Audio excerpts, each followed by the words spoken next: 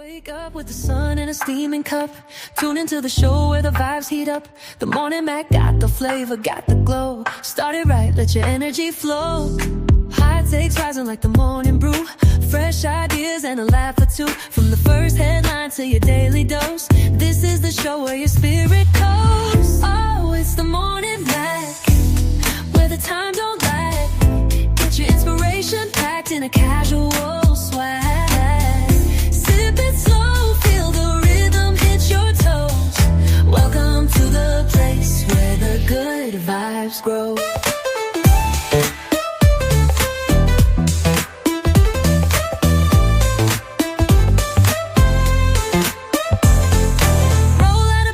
Dreams alive. The Mac got the groove, keeping you in stride. No snooze, just choose to wake up bold. This is your hour, let your story unfold. New ideas with the sunrise spark. Fuel for your fire when the world feels stark. Spinning the tracks of your mental glow. Every listen's a hit on the Morning Mac Show. Oh, it's the Morning Mac, where the time don't lag. Get your inspiration packed in a casual swag.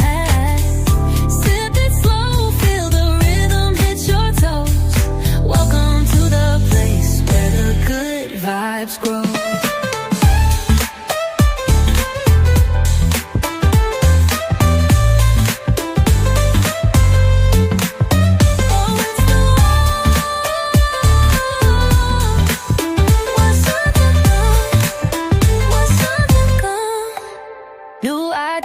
With a sunrise spark, fuel for your fire when the world feels stark. We're spinning the tracks of your mental glow. Every listen's a hit on the Morning Mac Show. Oh, it's the Morning Mac, where the time don't lag. Get your inspiration packed in a casual swag.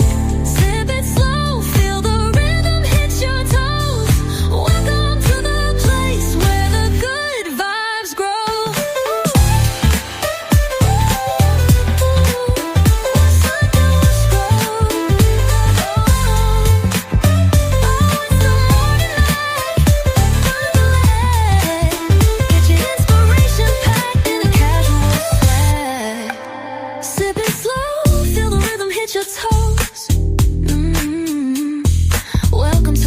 Where the good vibes grow. Roll out of bed, bring your dreams alive. The Mac got the groove, keeping you in stride. No snooze, just choose to wake up bold. This is your hour, let your story unfold.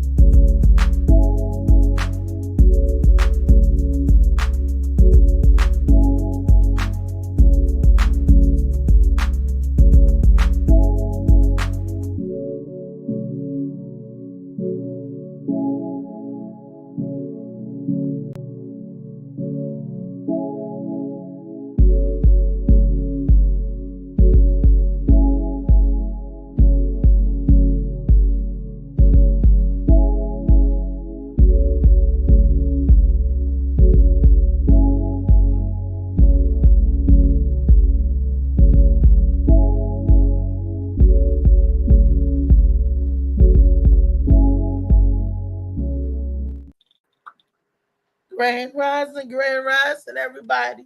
This is your girl Reese, aka the best that ever did it, aka yeah, I know. I need some throat lozenges and all that jazz. It's okay. It's allergy. It ain't nothing. Nobody can help or whatever. This is my vocal cords allergy from the dust and all that. But I'm here. You're gonna hear my voice, and I'm gonna say it as loud as I possibly can. Grand Rising to everybody. And I know I'll be telling everybody, get the Molly Mall CMOS. And I'm not going to stop saying it because that is something that will really get you going. If it wasn't for the Molly Mall CMOS, I wouldn't have the little bit of voice that I had yesterday. Baby, let me tell you, they was doing some work and I was exposed to the elements. I felt that 90 plus degree weather because I was sitting right here in it. And I was like, I was going to pass out. And my sugar was low, it was dipping. I was, girl, boys and girls, honey. Child, let me tell you, boys, girls, men, women, gentlemen, Jeanettes, whatever. I thought your girl was going to have to go to the hospital, right? I went to the refrigerator and got my one and only last emergency Molly Malt Sea Moss lemonade. I had to crack that bitch open yesterday. Yes, I did. Yes, I did. It was sitting in the back of the refrigerator for emergency, nice and chilled. And when I tell you, it felt like a cool rush coming all over my body. Felt like I just jumped in the water. Oh, that thing was so good. I took my finger and got the last drop out the bottle. It's how good it was. It was that refreshing for me. I didn't know it helps put back the electrolytes or whatever that I was dragging because I felt like I was washed out with the heat and the sun and everything because I had nothing to block the sun or the heat yesterday. I was just sitting in this piece sweltering. And the regular water wasn't doing. So yeah, Molly Moss, Sea Moss, and the people like, oh, what you drink? Because I gave them water. I said, I only have one of these. This is my lemonade. I won't share this. Can't share this. I need this to survive. But I handed the guys a bottle of nice cold water. I said, get you a bottle of water. They got a bottle of water like this, but they didn't get my sea moss. You know, so. And the heat and everything was still pumping. And as I speak more and get clear, I get the dust up out of my throat and my lungs. Chewing gum help keeps the moisture, gets clear your vocals, get the dust out. And Shades the Blue help. This is nice and refreshing, all that water. So it makes you think that you're in the ocean. And that's what we need. Because the next couple of days are going to be in 100. The damn temperature is 99. These are the hottest days they say it's going to be of the year. It's 99 degrees and it makes you feel like you're 106 outside. That's not good for nobody but COPD, asthma, sinus infection, allergy. That ain't good for nobody breathing. This is Death Valley-like temperatures, y'all. So keep your pets inside, only to tinkle when they can. Check on the elderly and all that stuff. Check on people, love on people. Let's say good morning to my panel before I lose my voice. And we're going to have Molly, Trey, and Rodney over the show. If he say something about the one time, I'm going to judo chop him in the throat when I see him again. We got JoJo on you too. What up, JoJo? Baby. What's up? Shit, it's early. You in here early on a day it's ain't Friday today. What's up, Slim? It's 10:52. You in here? It's prime dandelion picking season. He gonna be Oh up my early. God! You know, I pick a salad. I pick all my salad in the summer. I don't buy salad from the store in the summer. That's the way to be. That's the life. You living the life right there, man. I was watching a show yesterday, and I thought about what the host was doing. He was doing a wellness check-in. So let's go around one at a time, and on a scale from 1 to 10, tell us how you feeling. We're gonna start with my super producer, Molly Mall. How you feeling? Oh man, I love when they ask me this on a dad mentality show. You know, when I was on this show, I was at like a 6. You know, now I'm on the Morning Max show. I think I'm at like a damn. You know, I'm doing a little better, man. I'm getting better as the day go on. You know, I just been listening to people's stories and what they've been going through. And that's why I don't watch the news. That shit fucks me up. You know, a lot of people going through some hard times. They hear them women and some of the things they had to go to. You know, it's like, damn, you know, as people, we all go through something, but I just feel like, you know, we can do better. So I'm at a 7 right now before the show ends. Hopefully I'll be at like a 9 or a 10. Okay. And our other producer, executive producer, Trey Big Much. Well, Trey Big Trey. Trey, big what? Big hoe, big I don't give a damn. Like nah. Shit, today's a good day. Like I said on Dad Mentality podcast when he does ask us that before we start. I'm always at an 8, by default. Something has to go left for me to be less than, and something um I would say overall, it's the early morning, so I feel like I'm at an 8 by default. But I feel like with the things that I have going on, things that are floating around me, little opportunities, stuff like that, um, I'm on a elevated type of vibe that I've never really been on before, because it's things that are coming into play are securing avenues for like financial freedom for myself. So. Um, I'm always gonna be at an 8, unless the day is fucked up or something happened, honestly. But I hope to be at a 10, like Molly says, when we kick the show off. Okay. And Mr. JoJo baby, on a scale of 1 to 10, what is your check-in score at 1 to 10? How you feeling? Oh, yeah. Say I'm close to the 10 mark. I mean, exciting. It got me all whistling and all happy. But I feel good. Looking good. Got a good day ahead of me. Ain't helping others and helping myself have a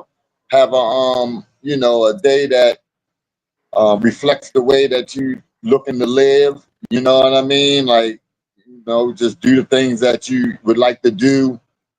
If you financially or not financially, see if you just need the finances. I ain't saying nothing about what you said, Lou. I'm saying like, if you need the finances to be happy, then you barking up the wrong tree. You know what I mean? So you should be able to find happiness, before you get your finances, or you get your finances. Make sure you got true happiness. So I'm happy. My money could be better.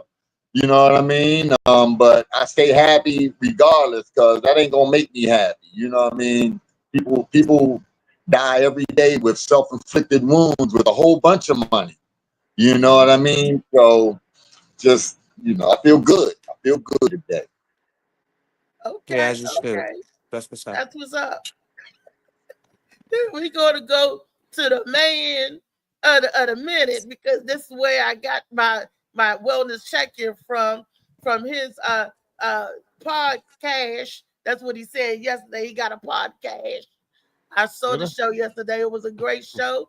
Dad Mentality. It was supposed to be a woman show, but somehow the woman was outnumbered by the men on the show. But it was a woman show. Beast.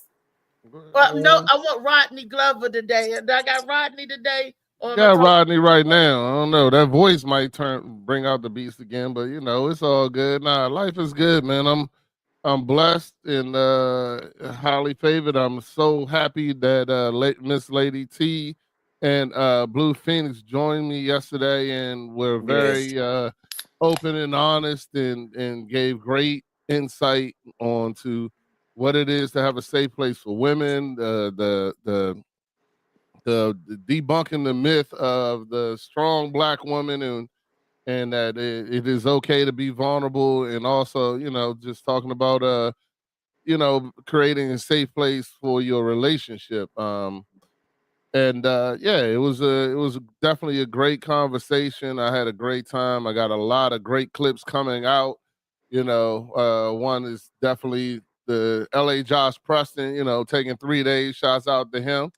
Making 3 days before you make that decision is something that we talked about as well, and taking that time to make that right decision. So, I'm glad. Next week we got I plan on having our season finale. It's an open show where anybody can come and join me. But it's going to be me talking about I call it the battle of Rodney Glover versus the Beast One.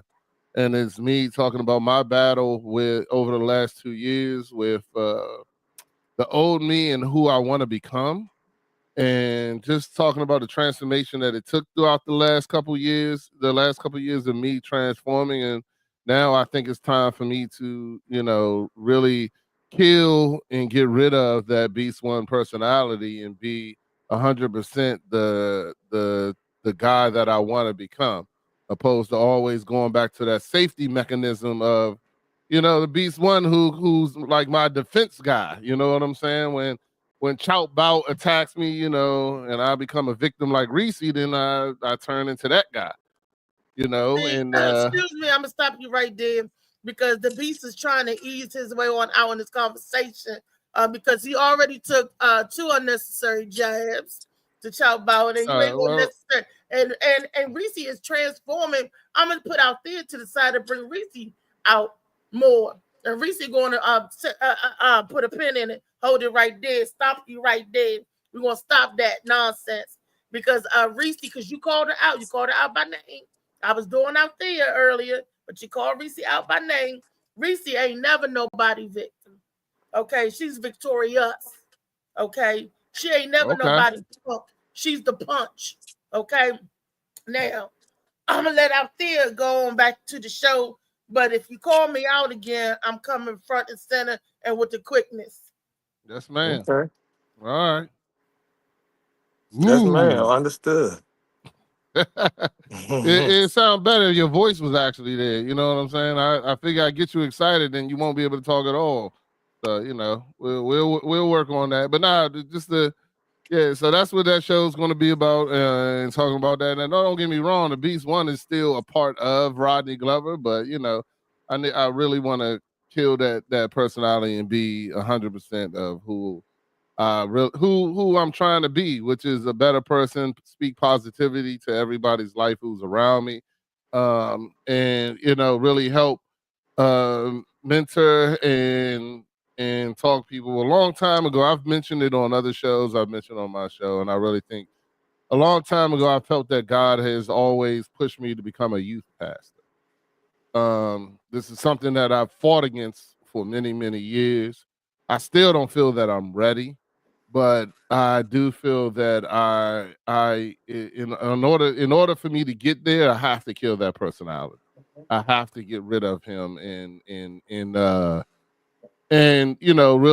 really study and be mentally ready for the whole thing. Because if I'm going to be talking to young kids and trying to help young adults, I don't want to deal with young kids, but young adults, I feel I have a very good passion for that and talking to them, and just me being able to be very honest. I'm not afraid of being honest about myself.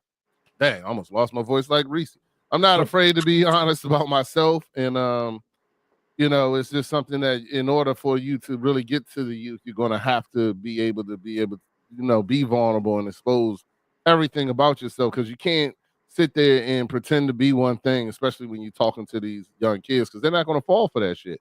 One thing they're not going to fall for is fakeness. You know what I'm saying? So I really want to make sure that I put that whole persona out there at all times. So there you go. Sure, I think that's a good thing to stand by. That's nice to hear from anybody on these type of platforms, because I'm all for progression and growth. Like, I'd rather somebody put themselves on the line like that and put it all on the live stream, versus stay who they are and and be present a fake persona or whatever to whoever's watching. Whoever they're streaming to, whoever they're reaching out to. So I commend anybody who is going to stick their own neck out there like that to say what their mission is, what they want to change, what they don't like.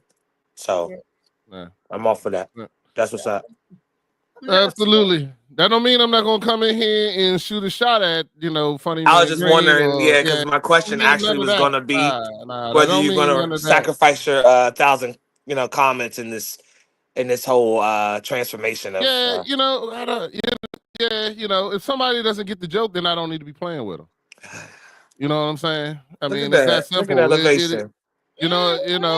It really is it really is about that. And I'm gonna talk about that on Josh's show, because a lot of the smoke happened on Josh's show. I don't want to sit there and have that discussion right now. Josh, you know what I'm saying? But I definitely will be there this Thursday if Josh will allow me, and I do want to, hopefully we'll have that say it with your chest thing that we get to say, and I'll be able to say it with my chest. But I do believe that, I'm not going to play with people who don't get the joke. Like, I don't even it's a waste of my time. It's a waste, but you know, I tried confronting it head on and found out that that was a waste. So you know, I don't know. It's just Phoenix. I'm just gonna move on. Hey, Phoenix, my favorite, one of my favorite guests of all time. Definitely came in there and tore the house down yesterday. Had the comments on fire. Great takes, great responses. Thank Y'all you. definitely represented it for like I feel like for the women. I feel like if there's any women that shared any sentiments in the comments and all, you know how we all streaming from different pages and stuff when people watching and stuff. But I feel like y'all would have covered a lot of the arguments on both sides between you and what's her name, Miss Lady T. Yeah. Between the two of y'all. I'm happy to know you. Like I'm happy to know you. Say that. I'm not gonna lie. I was floored when I asked him, and she said it begins with us. It begins with me, and all that. I was like, oh shit, accountability. Hold on. Oh my lord. Hold on. Well, I was like, whoa, Lord. hold on. Am I dreaming? Hold the phone. Hello. Stop the press. Before we go any further in the conversation, I gotta get Louisa's check-in number. Her score. Anybody? Okay. I know that's why staying on focus, staying focused. Okay. I like it. Yes. So yeah, Phoenix. Ask Phoenix how you asked us. On a scale of 1 to 10, how are you feeling today? Better than her voice. I am good. Let's see. I'll say I'm about a 9.5. I'm still sleepy. I ain't go to bed till about 4. Man, you wake up on 9 or something. I'm all right. Huh? I need to aspire to be like that. I tend to do that. I think I could push that. I could push that all the way to the 10 with no problem. It just take a little bit. Shit. You know what? A little bit of what? Yeah. A slap. I can't hear now either. Yeah. No, I tend to wake up like that anyway. Even if I have a bad night or if I have an issue, I tend to wake up pretty good because I'm like, yesterday is yesterday, you know. Every once in a while, things may topple over, but once I look at it, think about it, it ain't worth it. So either I'm a 10 or I'm a 9. Yesterday I was 8 because of the situation with my daughter, but after the show, we had a conversation and I let her know, I apologize for how I started the conversation, but I told her I meant what I said, you know what I'm saying?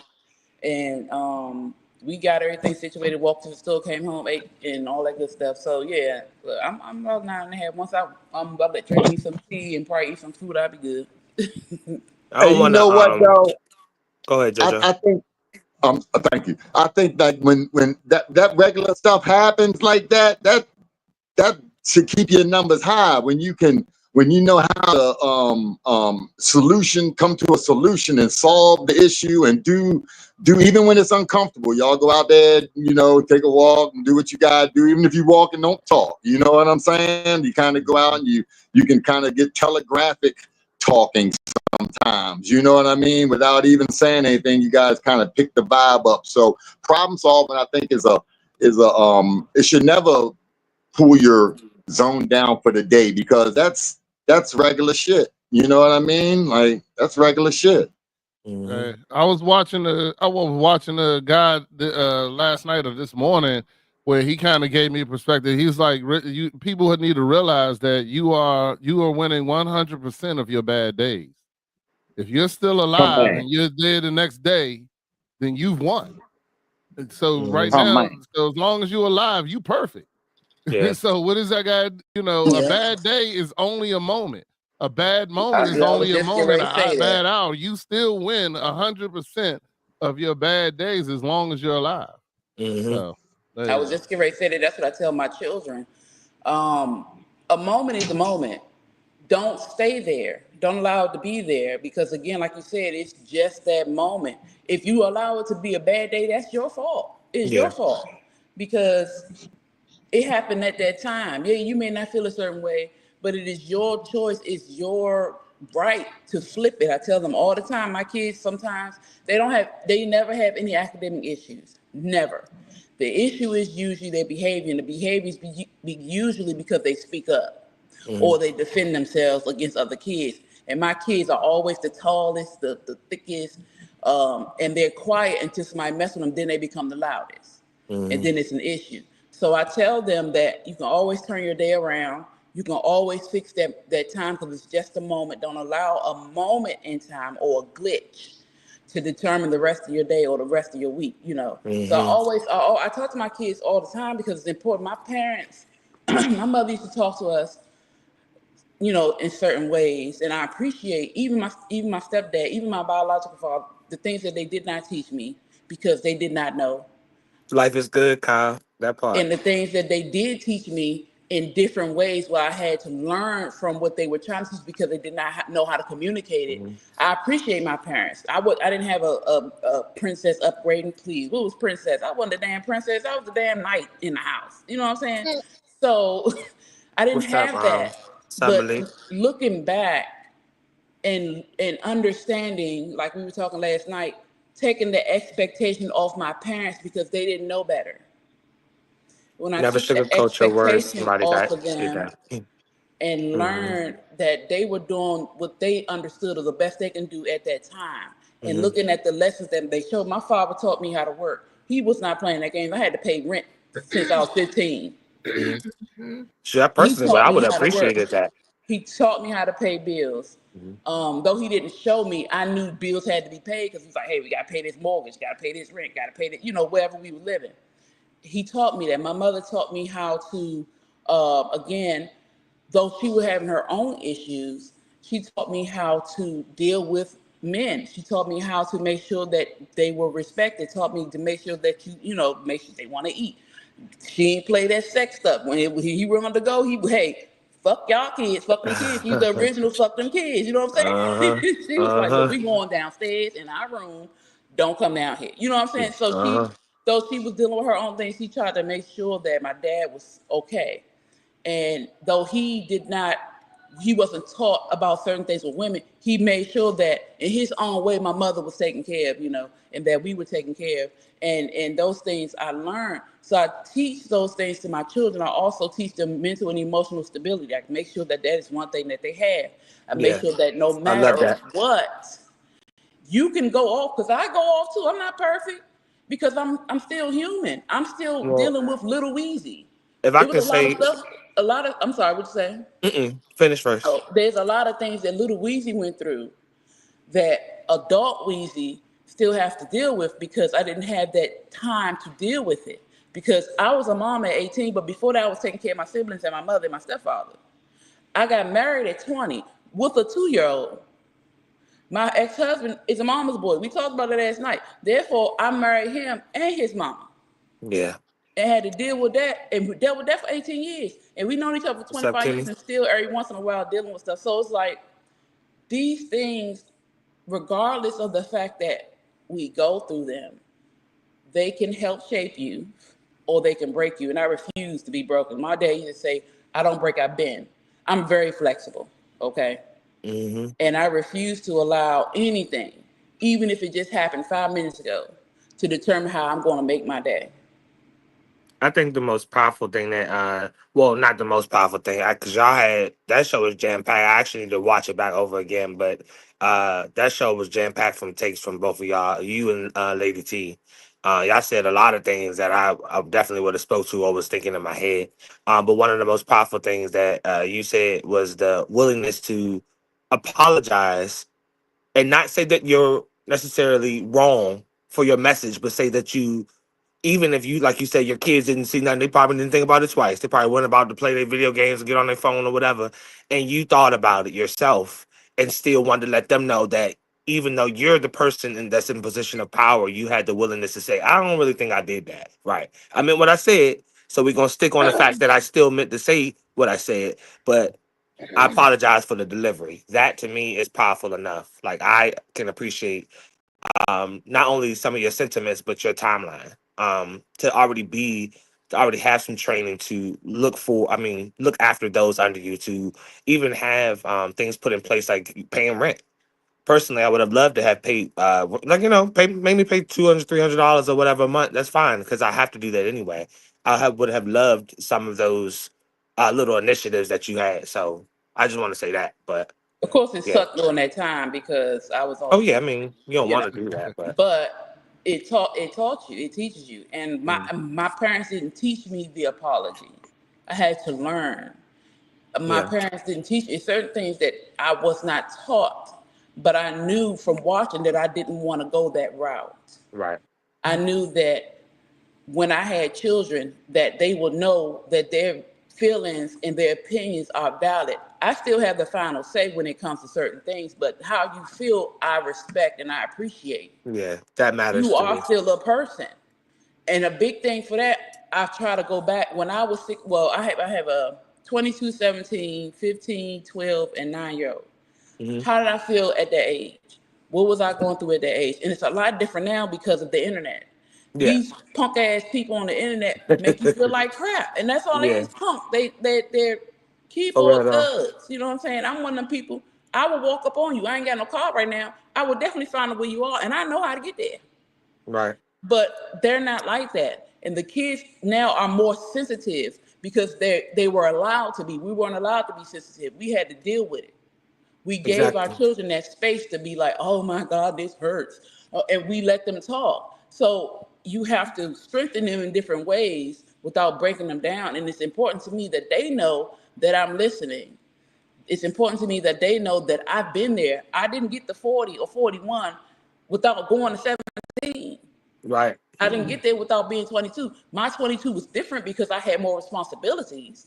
I was a wife and a mother at that time, but that doesn't make your 22 any different. That doesn't make your 17 any different. You know, that doesn't make your 9. And I had my children, the responsibility that I had, I did not put on them because I wanted them to be able to be children.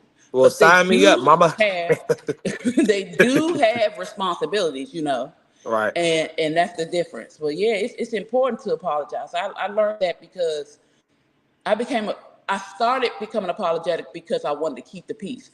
Keeping the peace just buries the problem, but the problem still grows. So I had to learn that, no, let's not keep the peace. Let's deal with this. But when I'm wrong, I'm wrong. And you know, you just gotta. It's basically accountability, like Ronnie said. And I've always been that way. But the older I get, or the more I deal with me and look at me, the more accountable I become. Because it's nobody but me. If I ain't checking myself, how can I expect my kids to check themselves?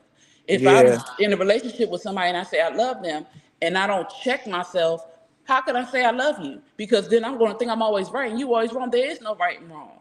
If you get your shit together or leave me the fuck alone. You know what I'm saying? This is how it should be with that person. If you love me, you're going to get yourself together. You're going to respect me. You're going to care about me. You're going to take the time to correct yourself and be like, damn, I was wrong. Or don't say shit to me. Kyle says there won't be as much light without all the dark. Everything's about balance. It is. And you got to. We are, again, I think that's great. Like I said yesterday, both parts of us are important. I could not become who I am today without accepting that part of me that I was told was bad, that I was told had to be hidden. So I think what Slicky is saying is that I think I'm just trying to interpret Slicky, so tell me if I'm wrong. I think he's saying that his generation, they weren't allowed to say anything because there's some of the sentiments that my mom and stuff like would say about like how it was when they was younger and stuff. So I think that's what he's saying. Because he said I think that's great because we said and could not say nothing. So I think he's trying to say like they couldn't talk the way they wanted to. We come from the generation where they said, I heard this 50 million times, children ought to be seen and not heard.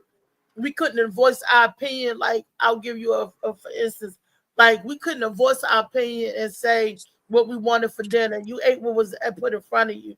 You wore what your mother laid out for you to wear. We didn't matter. It's whatever but raised us, it didn't matter. They didn't care what you wanted to eat. They didn't care what you wanted to wear. Back in the day, it was like, hey, it was handed down to you. What's up, Damien? Sometimes we cried and we pushed back. I don't want to wear this, but it was like, girl, put this on. And it was just that. Nowadays, we give our children choices about everything. They have choices. Look, nowadays, the government is giving them a choice to even what they want to be, a boy or girl. Oh, the government don't run my house. Yeah. But can I ask you a question though, Reese? When Yeah. y'all get done, I'm sorry, I don't want to interrupt nobody. Oh no. I'm just saying they don't have a choice. Now I still will tell my kids, look, this is what we have, but I do give them options sometimes. But when I'm not in the mood to be trying to figure out what y'all want to eat, you gonna eat what the hell I make. You know what I'm saying? Yeah. But they do have options. And as far as clothes, my mom started that. Then my mom started allowing us to pick. Because with her, she wasn't allowed. You know, Reese, Right. y'all, you know, she's my mother a little bit older than you. She wasn't allowed. But my mom would allow. We would, of course, sometimes be like, no, you gonna wear this. But then sometimes like, okay, I tell you what, you can swap out this part. You can swap out that part. I still, you know, pick out or be like, okay, you want to wear this today, da, da, da, da. But of course, I don't have any issues with nobody but that 9-year-old. Can I ask y'all? But see, sometimes Weezy, our What's children up, think they know better than us. Because I remember the Damien? story with you and your baby. But I'm to see, be heard when you see she a good I didn't live. want to wear no tights. She didn't want to put the tights on. It was cold outside. And Weezy said, "Come on, put these pants on." No, come on, put this tights. She didn't want to. But the next day, after she froze them little legs off, she was like, "Okay, Mama. Okay, Mama. I wear the tights." I thought that was such a teaching moment. That was such a, and we was like, okay, you don't want the tights, okay. Damn right. Can I ask y'all a question though? Go ahead. And thank you, Christy Bacon and Josh, for the notification on the Morning Max Show page. Thank y'all for tuning in. But yeah, my question is: so do y'all attach that to? Because when I talk about, like, when I was talking about what, when I was spinning off of what Phoenix was talking about, and I talk about kids being allowed to voice their opinion, do people dismiss? Like, it seems like people add in other things. Like, for instance, there's a child's place. So just because I think that as a kid I should be able to, like, you know, tell you how I feel or certain things like that and not be shut down doesn't mean that I think that I'm gonna, like, start showing out, telling you how I'm gonna dress, that I'm gonna tell you what I'm gonna eat. I don't understand why it seems like that's added into. It might not even be actually a question. It might be more of a statement, but I don't understand why that's attached to simply being able to, like, not be treated like a dog. Pretty Because much, it's like. the individualism. Oh. You take the Hey, child's Christy. individualism away, and it is taking their voice, and it is you stand. There is a child's place. The child's place is to be outside playing. Mm-hmm. Child's place is to, not be in adult conversations. The Mm-hmm. child's place is to, do what you're asked, as long as there's no harm, being told or caused to you. But also, a child's place is to be curious. A child's Mm-hmm. place is to want to do something different than what you told them because they just don't necessarily want what we want. And again, like, it's not about being defiant or being disrespectful, but a child is a child. They're learning, just like the adults are learning. Nobody knows how to be a parent. You learn how to do that. Nobody knows how to be a kid. You're learning. Yeah. So the definition of a child's place back in the day was basically to be invisible. Yeah. That's what they meant. Okay. So now, but being in the child's place is just allowing them to be a child. That's what it's supposed to be. We allow our Understood. children to be visible. We allow them to be a part of the house. They're not just a chair. Back then, you were basically like a piece of furniture because you weren't allowed to speak. You weren't Yeah. allowed to have feelings. You weren't allowed to do anything but exist. But That's why that comes up. hold Let on, me I want ask both of y'all a to. question. Now, everybody actually on the panel. I got into a brief altercation. I'm not gonna say a disagreement with one of my girlfriends, right? Over this. She was like, "Don't ask." She said, "Children should not be treated like slaves," because that's how she felt. She said, "Don't ask me to do nothing that you can do for yourself." She said when she was growing up, she hated when her father would say, "Go bring me a glass of water." She felt as though that he can get up and do it himself, Oh no, or something like that. She she's not said a black child. so. Whoever Right. you're talking about is not a black child. So when I asked my child to do something for me, she said it's okay for him to tell you no. I said it absolutely is not No, it's not. okay for him to tell me no. She said, "Well, why can't you do it yourself?" I said, "Because I asked him to do it for me." She said, "But If you sitting there, you can do it yourself. Why you calling him to do whatever it is that you want to, whatever the reason it may be. And Does he have children?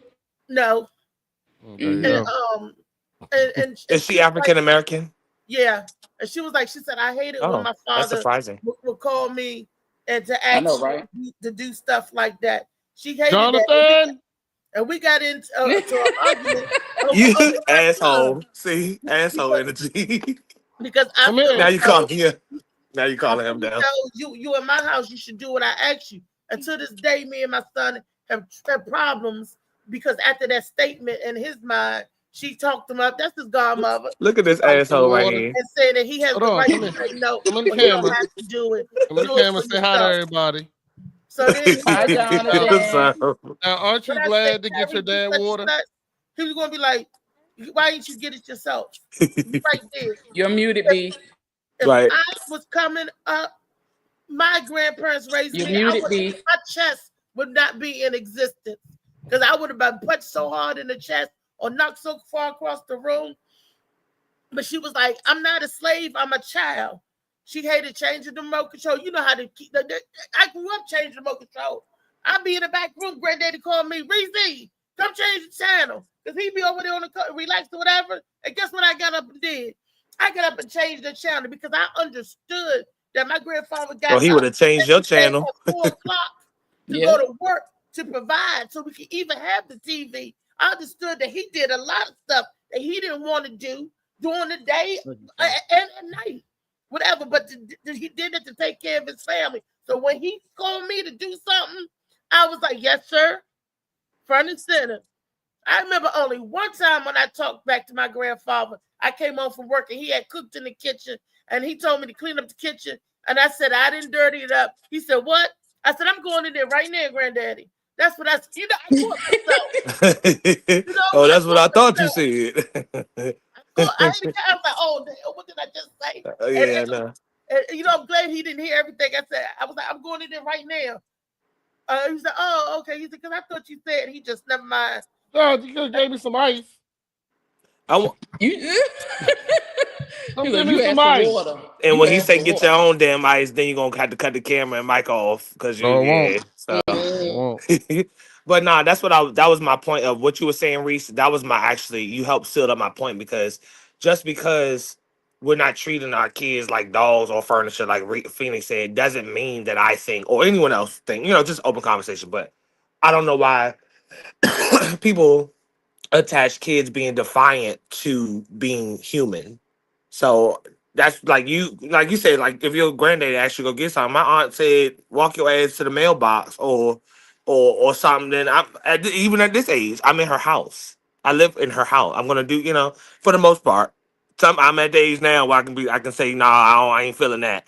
But for the most part, out of respect, you're supposed to be, you're supposed to be willing to do if somebody's helping you in a certain way, and you're supposed to be willing to do so. What's up? Nah, so I've had this conversation with my kids. Yeah. And I explained to them very thoroughly and very easily. I said, did you eat today? And they said, yeah, I ate today. I said, when you was a baby, did you get fed? They said, yeah. I said, you lived in a great house? Yeah. Okay. I ain't want to do none of that shit. Every day I wake up, I do things for you I don't want to do. How are you getting to school? I'm taking you to school every day. I pick you up from school every day. I take you to football practice, band practice, whatever practice. All this stuff is stuff I don't want to do. Yeah. But not once have you ever had to beg me, ask me, pay me to do these things. And now all I want is the same respect. The same respect that if I ask you to go get me water, that's the least you can do because I fed you and gave you water every day of your damn life. And I've told my children that I said, the day you come home and you don't have a house, the day you come home, you don't have a bedroom, electricity, these things, blah, blah, blah, then you can start asking me questions. I said, but until that day, when I tell you to do something, there's no questions asked. There's no, why do I have to do that? There's no why me? Why can't you get it? Why can't you do this? Why can't you do that? There's none of that because I'm doing my part. Now it's your job to do your part. Yeah. And your part is, if I want water or a remote control, or I tell you to go back in the house and cut off the lights or close the door or do whatever it is, that's your part. That is your Do part. it swiftly. Yeah, Yeah. and you should be happy to do it. You should be happy to do it because I've been happy to do everything I do for you. Every time I take you to practice, to play, to the park, to King's Dominion, to the pool. You know what I'm saying? All these things are things that realistically I don't want to do. I want to stay in my bed. You know what I'm saying? But no, I got to go pick you up. I got to do these things. So if I'm doing my part, then you got to do yours. And it's the Yeah. same thing with grades. It's the same thing with what you call it. That's your job. Your grades, school is your job. Just like I got to go to Yeah, work, you yeah. got to go to work. So, I mean, you know, and once you break that down to them, I never had a problem with any of my kids. I can call my son, he's 23 right now, and tell him I need something. He'll give it to me, no matter what it is and where he got to go from and this, that, and the other. He sent me a picture of this poster he just bought. A poster is a painting. He just bought a painting. And I was like, yo, that painting look better on my wall. And he said, you know what? I'm sending it to you. You know what I'm saying? And I mean that is if you love your children all their life and you give them everything that they wanted and everything that they asked for, when you ask for something, they'll have no problem giving it to you. They have no problem giving it to Yeah, you. it helps being an honorable parent. That's so For true. real. That's so. Being I an did honorable the same parent, thing. a good kid will do It depends tenfold. on the child, because some kids are spoiled. And when ever since that day that we had that conversation, that altercation, and his godmama put that bullshit in his head, me and my son are like this. First Because of all, she had no business having that conversation in front of him. Yeah. Second of all, his ass would have been like, "You hear this? I should have You said, want go to live live with with her. her?" I should have said, go get stick, go live. Now you can take care of him. You ain't got no Then choice. she There you would go. see, cause who the hell? And like Josh What the said, hell so is you didn't tell her to mind her mother effing business. I'm trying to stop cursing. Mind her business. Yeah, No, mind your damn that's business. the godmother and everything, but it's I still. got a godmother too, he but my still godmother got ain't never said no mess like he that. You still gotta make better decisions on godparents. no. It really has to matter. That the It godparent does. is if you kill off or you get taken out of this world, you leave out of this world, they are Right. They are the one. somebody you fully trust to teach your kid, to mold your kid, to guide them, to be with them. So don't just be, oh, that's my friend, that's their godmother. Hell nah. Right. Well, no, Tyree got two godmothers. Okay, He well, got one of them is trash. So All what right. about the other one? I it's just want to show my Misha. water with ice It's now. Misha. I'll say who it is. It's Misha and Deidre. One of those ice Oh, cubes is on the kitchen floor, we by the way. already But know that And Misha make bad decisions. I don't know how the Deidre is hell you like didn't get her ass out of there. Deidre is like chop him in the chest. Deidre be like chop him in the neck, hit him, and she like that. Misha was raised differently, and like she said, that she felt like when her parents and stuff, all right, it felt like ladies. chores, and she felt like, why I got to do it when you can do it yourself. Misha was kind of spoiled. That's the spoiled, you know. I mean, you have those thoughts, but you better get your ass up and go get what they Yeah, told like you think about it, but you walk into to go get it done while you think about it. So she was saying how she hated to do that as a child, and Reese, you should say you did to him. He should be able to tell you no. You have a good Blah day, blah this and child. that. Yeah. I'm like no, no. And then Tyree, everybody know that I'm liberal. Everybody know my son that I'm open, but I will fuck him up. But did I say fuck? I will do what I. You already said that he 30 something, he can handle it. But Right. but it kind of sets the tone now, you know. And ever since then, I was a push and pull, it's a tug of war with him. It's like, okay, I get to have a choice. I get to tell you no. I can tell you no. Really, you should not. Yeah, you Well, can, sometimes y'all do the most though. but you should not. Sometimes that whole hey go this go do that. Sometimes y'all do need to get y'all ass up.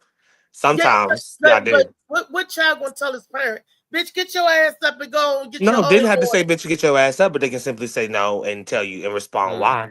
I don't encourage it, but sometimes y'all do the most. I told my mother no once, and I never seen her move that fast in my life. Like the whole time she couldn't. I never. Every time she moved, it was hard for her to get out of bed. That bitch jumped out that bed so fast and punched me in the face so quick What that she I could have didn't. got up to the kitchen that fast. You want to hear something crazy? Got up. She told me. She called me from outside. I came inside. Ran to it because she was yelling, right there, right. I came running, ran, hauled ass all the way down the hallway, got to the room, was all the way at the end of the room. I come in there, I'm like, yeah, mama. She said, cut off that light. And I was like, hated that type. I looked at her, I said, what? I said, what? I said, no, I ain't cutting off that light. Look, I said no. And by the time I said no, I ain't cutting off that light. By light, she slapped the shit out of me. She got out the bed. Oh, slap. I thought it was a punch. Yeah, got out the bed, got to me as I was saying it, slapped the shit out of me like that. Yeah, I get out the bed. And then guess what she did, Trey? What happened? Turned back around and said, now turn out that light. I'm about to say, she still made you do it. Yeah. And that was the last time I told my mama no. That was it. Yeah. No, I ain't do no no's or nothing when I was young. I'm speaking when you get above a certain age and they be like, oh, can you come over here and do such and such and all that? All right, I will when I can and all that. But nah, ain't no wasn't no no. I'm about to say, what's no? Like what no means? Yeah, right. Because I never, and I was trying to raise my child. Well, you don't have that option. I didn't have that option. You don't have that option. Mm-hmm. Now, if your parent is telling you doing something to do something utterly messed up, like go kill somebody or go rob a bank, then you tell them no. But even then, some kids don't tell them no. Like we had the video where the parent called her son in to shoot that guy. You remember? Y'all wasn't they in a restaurant or something? Or what was it? I can't remember what happened. But I remember the article. Like a carry out or something, I think. Or something like that, yeah. Carry out, yes. The mother and then, and then she called her son.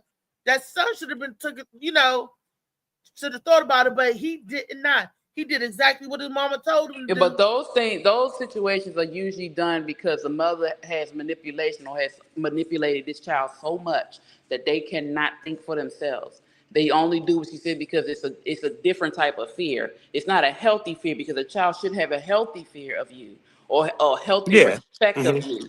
But that's different. That's manipulation and other things. For you to go in there and be called and just take somebody's life because your mother said so. I'm gonna tell you, these mothers, and we all be tripping. I said it yesterday. I mean that shit. We be tripping, and sometimes we don't think, and we just going off how we feel. That was wrong. That was wrong. Your words be shocking me sometimes. I don't be hearing none of this shit from people. Because I'm real. I don't. I'm not gonna lie. I know we are terrible. We can be terrible, and we take advantage of the fact that we know how to use our feelings and our emotions to manipulate situations. Baby, he's saying this to me. What you say? Now, I ain't gonna ask my mama that, but I know my mother. Yeah, I know that you gotta know who you dealing with. I'm not about to come run. I've been in too many situations with my sisters where I'm about to go tear the block down. Yeah, I'm alright there. Because of them doing stuff. Somebody put their hands on me. Oh, you did what? Oh, I'm on the way. Like I said, cab, bus, train. I'm there. You know what I'm saying? And I have been in that situation and I found out what actually happened. I'm ready to beat the shit out of her. Yeah, the way everybody's spotting you on the move, I believe you. Everybody always say, I see Phoenix over you. I see Phoenix on the train. She was on the bus. I seen her at the mall. I will get there. You know I seen the hitchhiking down the road. Yeah. I will get there. We was on the flight together, sure was. Somebody saw me in Atlanta. I do work with what's up, Rob? Somebody see me in Atlanta. I didn't know she was there. Reported back to the other person. Yeah, I saw Louisa. You sure did. So if I got to be somewhere, I'm gonna get there. And I did. I stopped. I had to look at myself and say, why do you run because I had to, like I said, I had to always be the protector. I was always the protector, but I had to learn that they are taking advantage because they don't like something that happened. And women tend to do that. So the fact that he would come and take somebody's life because his mother said somebody said something to them, they were a number of manipulation. and it's been manipulation since he was little. And that's one thing we got to stop doing as parents. Manipulate women, because most men don't do that. But Some men manipulating do. our children. Now, I know Men, some- most Oh men will God, do There it. you go. you Hold always Rick, on, gotta you come always- on. Men Just will let her do it. finish. Men will do it to the women. Can't accept shit. Gotta Nope. always bring Yeah, no, but somebody listen. else. No, Men I'm will do speaking it. truth. And Yeah, we but men will do. society- Hold on, Reese. Hold on. Men will do it to their woman. They very rarely manipulate their children. Now, there are a few who are bitter and have a lot of feminine traits, but they learn that from their mother. It ain't got nothing to do with your sexuality. It's about what you Oh. learn from your mother. No, not that, baby, not that. Because there are very tough, masculine, feminine men out. You know what I'm saying? That are bisexual or gay. So that's not what I'm talking about. I'm talking about who's taken after their mother. Call them Because you can betas. live with your mother. You can live with your mother and not.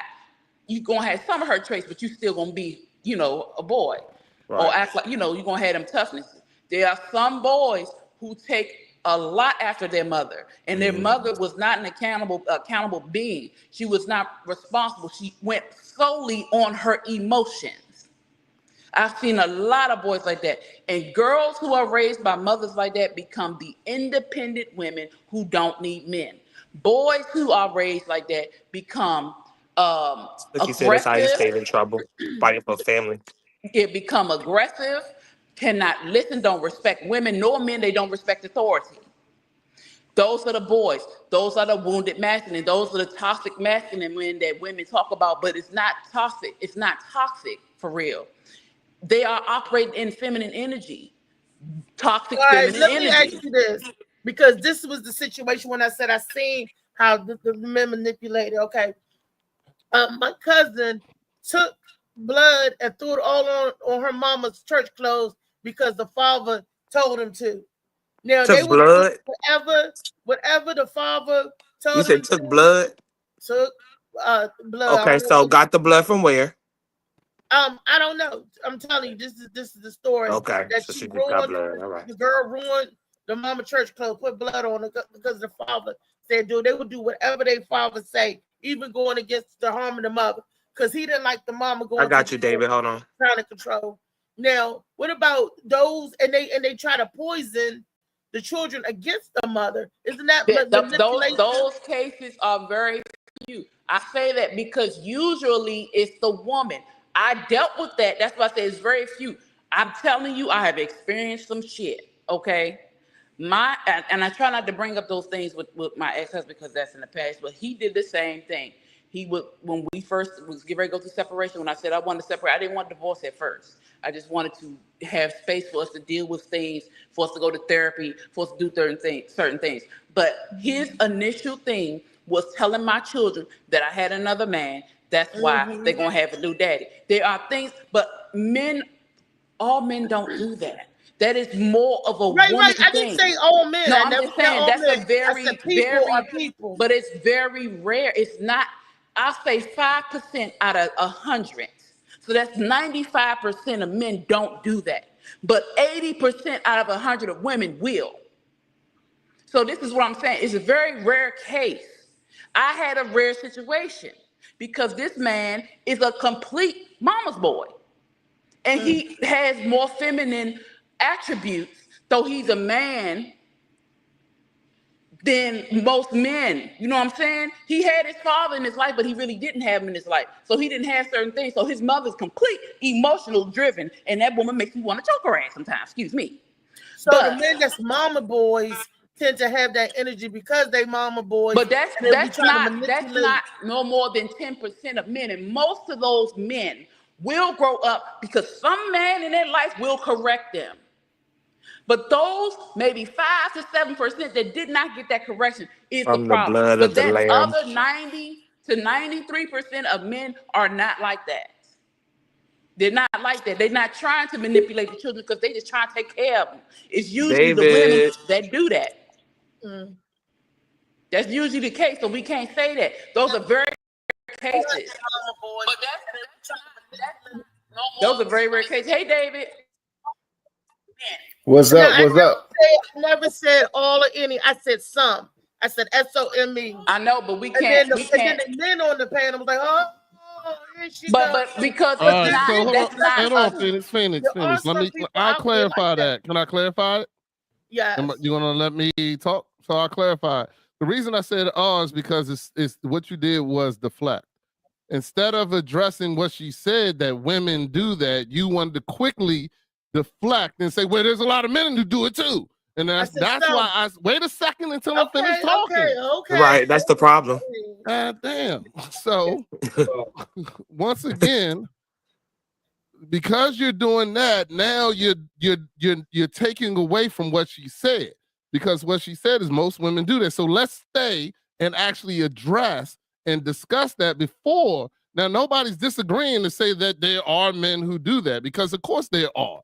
Everybody knows there are, but that don't deflect from what we're talking about by quickly addressing, oh, well, there's men that do it. And that's what you do a lot of the time. A lot of the time, instead of talking about what we're talking about, you're quickly trying to deflect it to something else. Oh, well, what about the men? What about this? Well, what about that? But hold on, let's talk about what she said. Let's discuss that and actually address it. And before we start deflecting to something else. And that's why I said, oh, here we go again. That's why I said that. Okay, and I was saying that to let you know there's nothing is exclusive to men or exclusive to women. That people are people. Now the percentage that varies, but there is a percentage that do this, there's a percentage that do that, there's a percentage that smoke cigarettes, there's a percentage that don't. But I never at one time I will not make it seem like it's all one species that do something. When I want to include everybody, people are people. And it just depends on who you run across and what kind of people you run across. That shit is well, I will say I would this. never say. I will, but I'm not saying that. But let me say this: we know for a fact that majority of the unhealed women cause ridiculous boys and girls to grow up and go keep the cycle going. It's majority of the women. We're not gonna say that. Majority of the men who raise their children without a wife, a woman in the house, they're going to have women influences because they're aunts, grandmothers, whatever. But outside of the house, they're not too busy trying to hurt the mother. They just trying to take care of the kids. So they're not sitting there talking bad about their mother. They might say something every once in a while or whatever, but it's different. Women like that will purposefully manipulate the minds of their children to go against their father. That is proven. And we know women like that. So we can't say that it's not the majority. Of course, every scenario has an exception. Every situation we talk about, it's on both sides, but the majority in this particular situation are women. Point blank. Thank you, Phoenix. I appreciate that, because yeah. I know too many of them. I get on my sisters about that. This is why I say it. I don't just correct myself. I correct my family. And I make sure my daughters do not turn out to be that way, because I won't allow it. And I don't want my sons to date women like that. And I also won't allow them to be the type of men that the women who are not like that have to run from. No, I'm not raising my children to be this ridiculous nonsense. They are going to be right. And if they ain't right, I'm going to correct their ass. You is on the money today. What you have, a V8? No, this is how I carry myself. I'm always like that. It's just the fact that some things, this is why I'm gonna tell you, on my other shows, I have opinions like this. I used to get posts made about me. I would get messages sent on me. They would send messages to others. I don't care. Anytime I defend men, it's a problem. Anytime I put us in a place where we have to be accountable, it's a problem. No, I'm not perfect. Yes, I make mistakes. I'm human. But when I'm wrong, I'm wrong. And those around me, if you're wrong, you're wrong. And I'm not going to okay it, not even to the ones I birthed. That part. I can rock with that. Okay. Yep. Good morning, or good afternoon now to David Green on the scene. Good to see you. Scale of 1 to 10, how you feeling? Oh, I'm feeling sore. Dude, it was Say what? it was like 120 degrees in the truck or something like that last night. So Damn. Yeah. Is Farrah with you today? no, I told her to Why you look back there like no. like you was scared Like she he was wasn't really sure. there? Why you look Is she back? still here? Will she pop up if I say her name 3 times? Like she asked No. anyway. Reese opened it up, asked about somebody that's not even on camera. So No, because he said he was coming in. He said, I'll be in at 12 with Farrah, me and Farrah. So that's why I asked. oh, okay. No, I Well, no. no, I said she might come, but I guess not. Okay. All right. So let's move So on. What was what's your what score was the huh? from 1 to 10? You still didn't say how do you feel. You just said sore. You didn't give it a number. I mean, mentally, I'm a 10. I mean, I'm always high mentally or whatever. Oh shit. But physically, shoot, that's the reason why I was a little bit late because I had to go to Planet Fitness. I had to do that massage chair and everything. My body Oh, you had to was get the muscles worked aching. on. I sure did. I sure Oh, did. okay. You got the muscle. So David checking in as a 10. Funny man David Green checking in as a 10. All right, Weezy, As a go 10, yep. proceed. Oh no, I ain't had nothing else to say. Oh, I just wanted to get him in. We got a video up. Let's see what's going on in the video. Telling women all day long, if you bring me peace, that's just as good as money. Yeah, man. Because y'all can't find that shit. No. I can't find peace. Peace?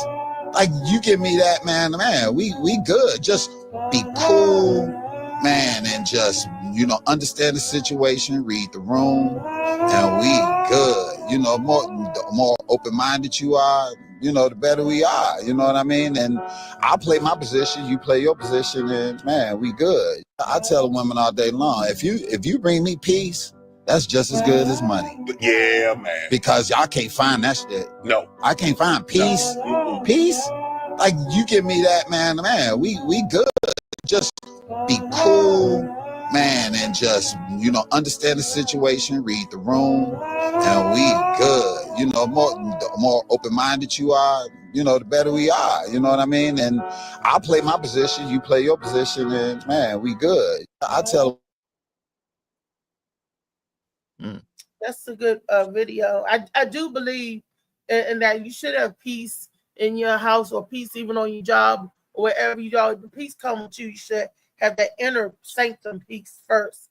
And then the outside peace is especially if it's tied up with your mate, make sure you got the right type of mate that would allow you to have that space for peace, that would allow you to, decompress when you need to. And still right there, that's like reading the room because you got to know your person's emotion and your mental needs. And you have to be the woman that can play her part and be that. This is just my opinion. For that person.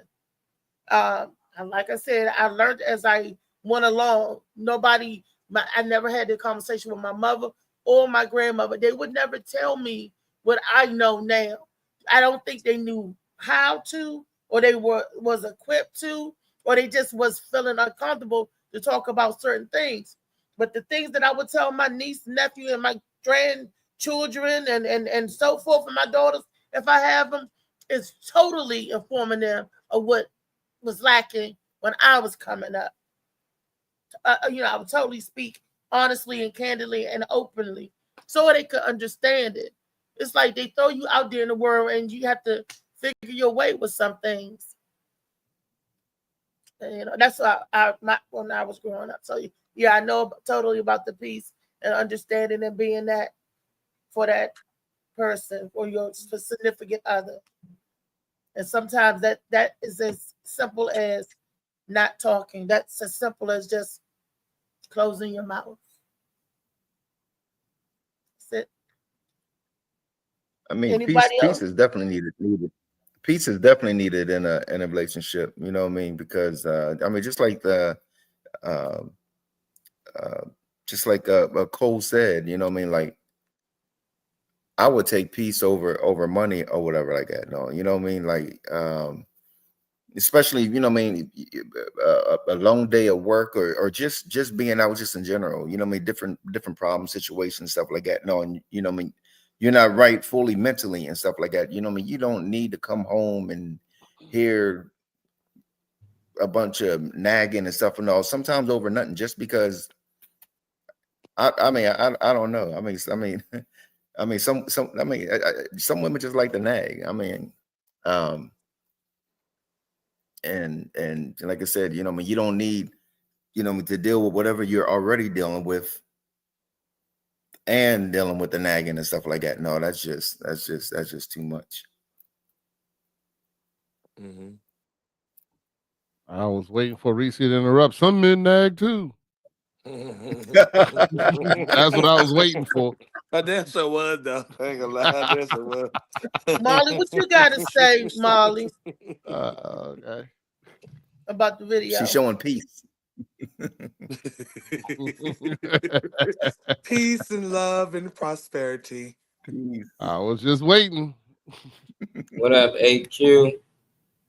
Once we all finish talking, she'll probably go back to it and still. Yeah, I mean, you reiterate. can look at it both ways, though. Your partner need to bring you peace. You ain't gotta be, you know, the male or female. That's just my timeline. I'm always gonna get the male perspective, you know, because I'm male, you know. But for the woman, you can think of it the same. You come home, you want your partner to bring you peace.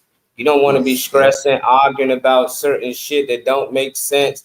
You know, just like when I come home, like I want to be able to relax. Definitely, if I've been out working all day, dealing with all types of problems, probably deal with some racist shit, just shit, period, just on the job. So when you get home, that should be the place you can actually relax and be calm with, and even talk to your partner about. But when you go home and you fussing and fighting with motherfuckers, then you gotta go to work, you fussing and fighting. It's like, where you ever find your peace? And that's when you see people like tend to hang out with their friends. They like to go to the bar. They might like the golf. They like the bowl. I know some people doing the little toss and the little shit with the bags and shit, cornhole, you know. But they find, you know, to escape reality. You know, you just need to get some type of peace.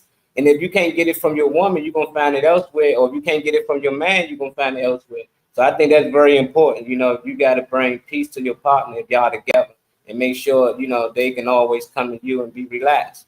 That's how I look at it. Well, am I allowed to give my opinion yet or nah? Yeah. I'm waiting for Reese. Now I want her to call on me like she did everybody else. I want the same equal. Oh, that's good. He's Look, waiting to I call don't in. hear their voice. I hear your voice a lot. That's the only reason why I was like, I wanted their I didn't opinion. ask But for you. of I course, didn't ask for an explanation. I just want you to do it. That's all. oh, Beast, what is your take on the video that we There you saw? go. Thank you. All right. Well, I mean, Rodney. my take on the video is that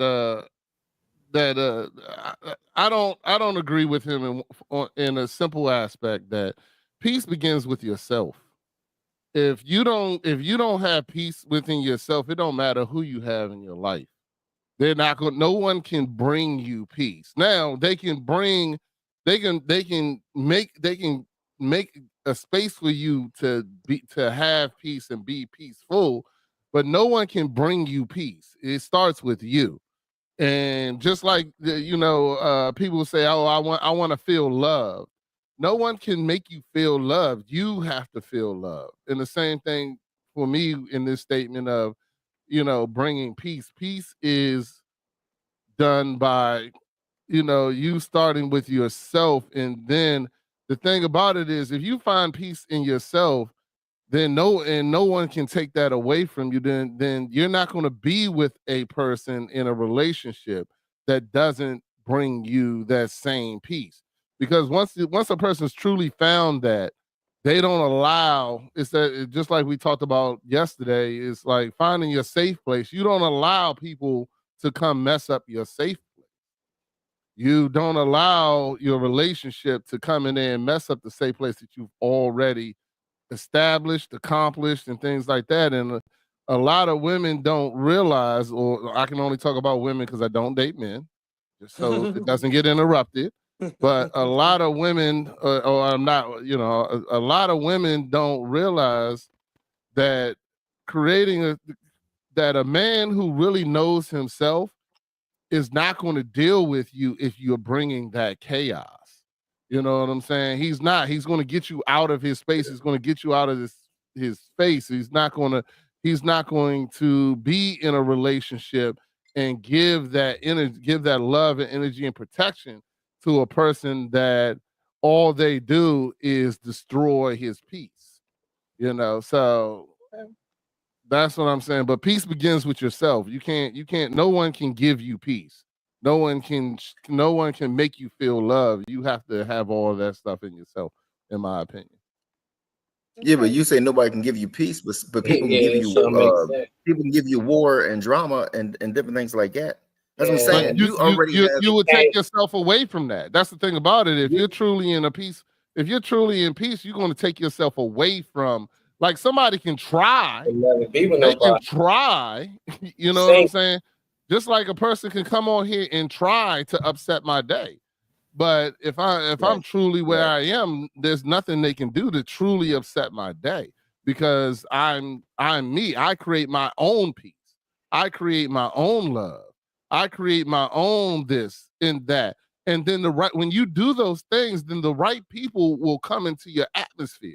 The person that is coming to create destruction will never penetrate, because you're not going to allow that.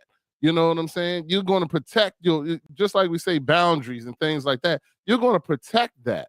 There's no way you can feel love. My wife can't make me feel love, no matter how hard she tries. Because just like she can't make me feel love, I can choose to not feel love no matter what she does. I can choose that. David, you can choose that. You can say, no matter what she does, like, you can have your relationship, no matter what she does today, I ain't saying shit to her, fuck her, I'm going to be mad. You've made that decision. So how can that person bring you love? I'm sorry? You believe in action and reaction? Like, if somebody hits you, you won't feel the pain. Like, if I throw a rock at your head, you make the decision if it want to hurt or not? No. That is physical. That's different. So that's different. Physically love somebody and you physically fucking them. No, you're not physically. Love is not physical.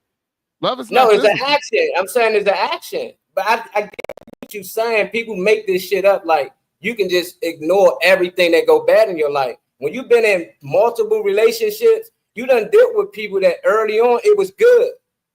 And then later on, they started to be stressful towards you. When you come home to certain shit, you can't find no peace because they there in your ear all day. What you doing? Can you do it? You can choose to ignore this person or leave. But I've been here for 2 years. This is my girlfriend. We got a kid together or something. It ain't like you just meet somebody that's different, probably. You've been with the same person forever. But when you've been in multiple shit, you fuck up. Shit happens. People get tired of people, but you still like that person. You still might love that person. People on this panel all been in love before with another person, and then had to find somebody else. So for us, yes, that was our peaceful place, and we chose to allow this person to come into our life. But I'm not gonna sit here and act like people can't affect your mood. You can choose to ignore it as much as you want, but when it's people that you love, like family and people you've been with for multiple years, they can do shit to fuck up your whole day. And that don't mean that you can't ignore it, but it's hard to. When it's your child or when it's somebody you love or your mother, your cousin, somebody in your family that do something that hurt you, that shit gonna hurt regardless. It's easy to say, like, I can find a peaceful place. Now I want this to be my peaceful place. This is my home. This is where I pay my rent at. So it's no rush. I have to go outside my home. Yeah. But what do we? But hold on. But Molly, now I can respond, correct? Oh, can I respond? Everybody has a boiling point. Yeah. Okay. I'm not disagreeing with anything you just said. So I'm not disagreeing with anything you said. You're absolutely right. It is difficult. It is not easy at all. But the fact of the matter is it can be done. The fact of the matter is that it took me, and I'm gonna talk for myself. When I started this journey in this, my biggest enemy was my wife. My wife was my hardest critic. She didn't believe me at all. She called, like I come on here and be like saying, oh, y'all cap. My wife was saying that shit to me to my face. You know what I'm saying? Like, you know, you're lying. You're an imposter. You're not, the real you will come out. The real you, the dude that used to punch the wall, the dude that used to beat motherfuckers' ass all the time, shit, he gonna come out. Like, I know it. You're not really this new person you're trying to be. And guess what? It took me months. It takes a discussion when my wife was being toxic to me. And I said to her, you almost got me. But I'm not that same person. And I refuse to be that same person. So I 100% agree with you, Molly, that yes, love is difficult. But it's still, the fact of what I'm saying is still true. I can choose to not allow that.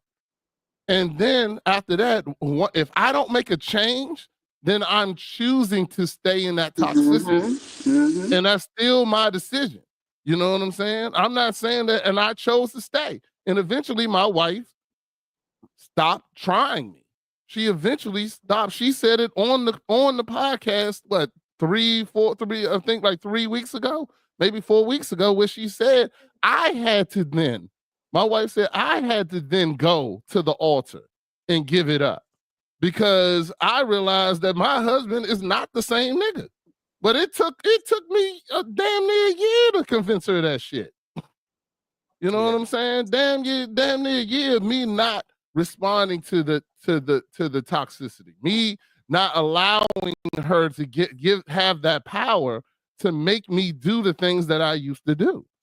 It took me a long time. My wife was my biggest critic and it was difficult. I had to pray. I had to get myself together to the point where I said, no matter what she does, I'm going to love her every day, no matter what name she calls me, no matter what you call it. Like, y'all see my wife, she is beautiful.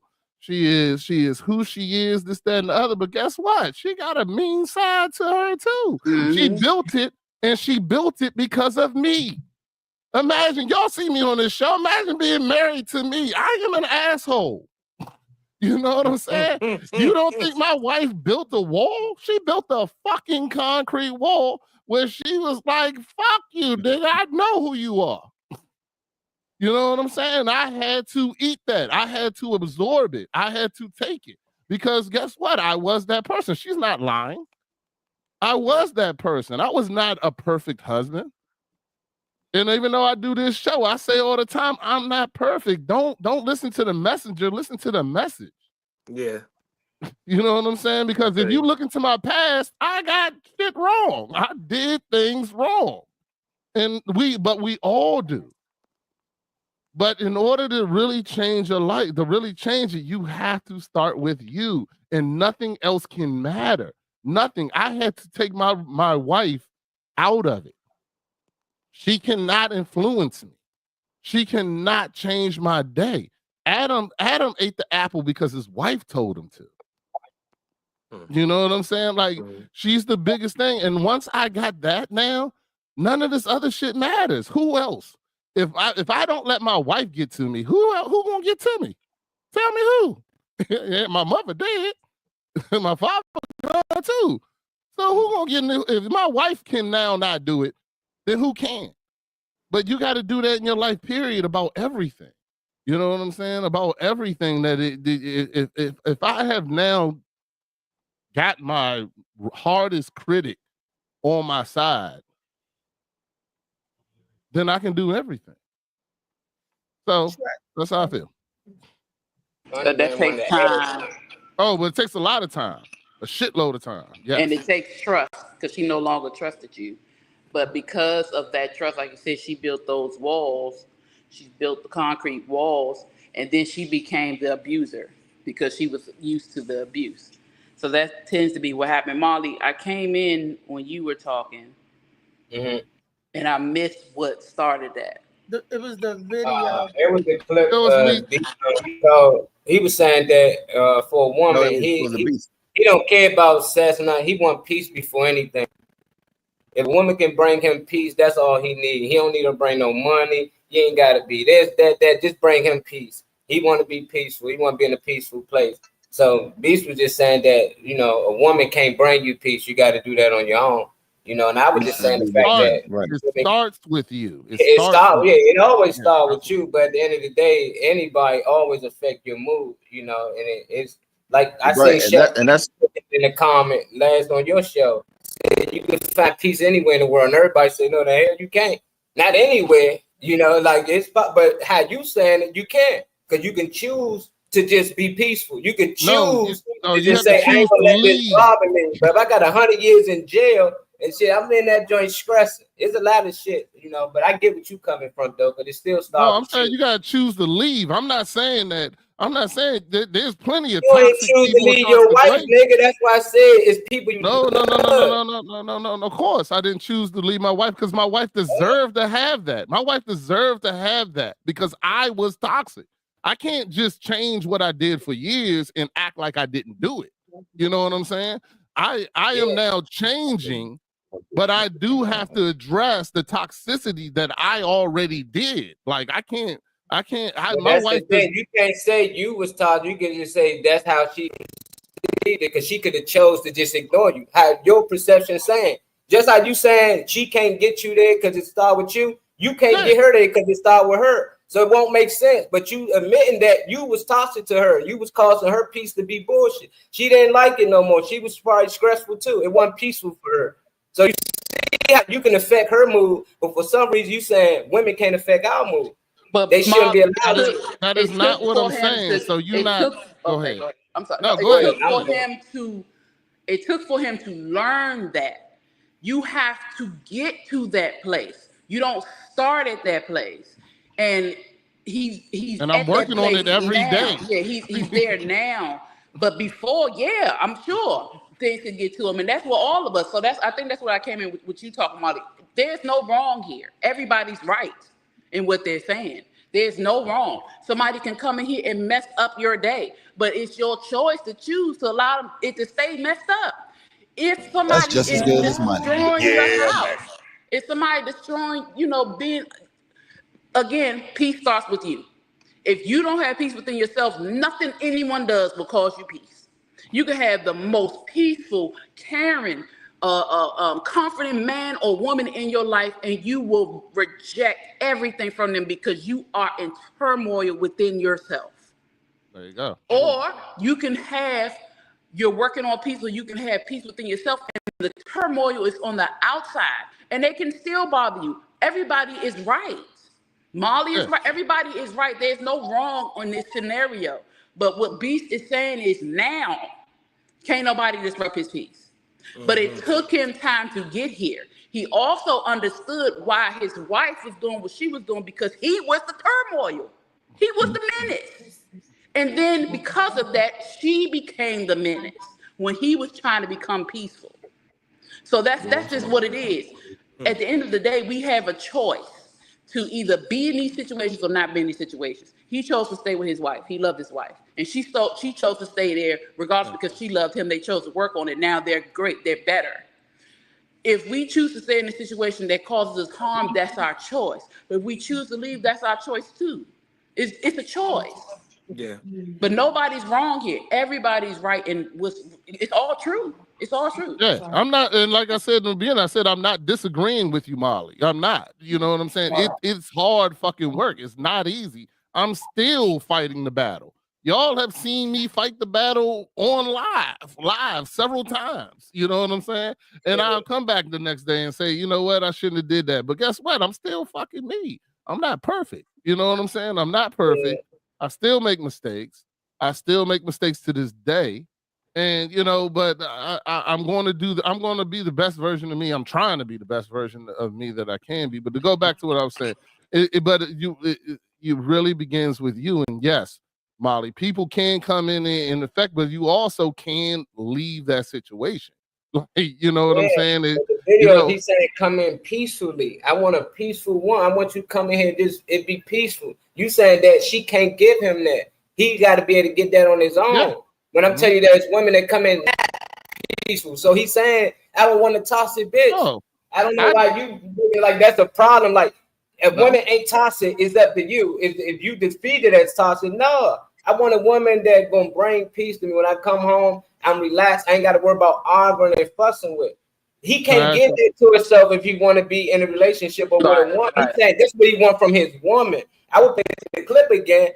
He ain't mentioning about him being toxic. He was fucked up to the previous woman. He just talking about he's single right now, and right now he just looking for a woman that will bring him peace.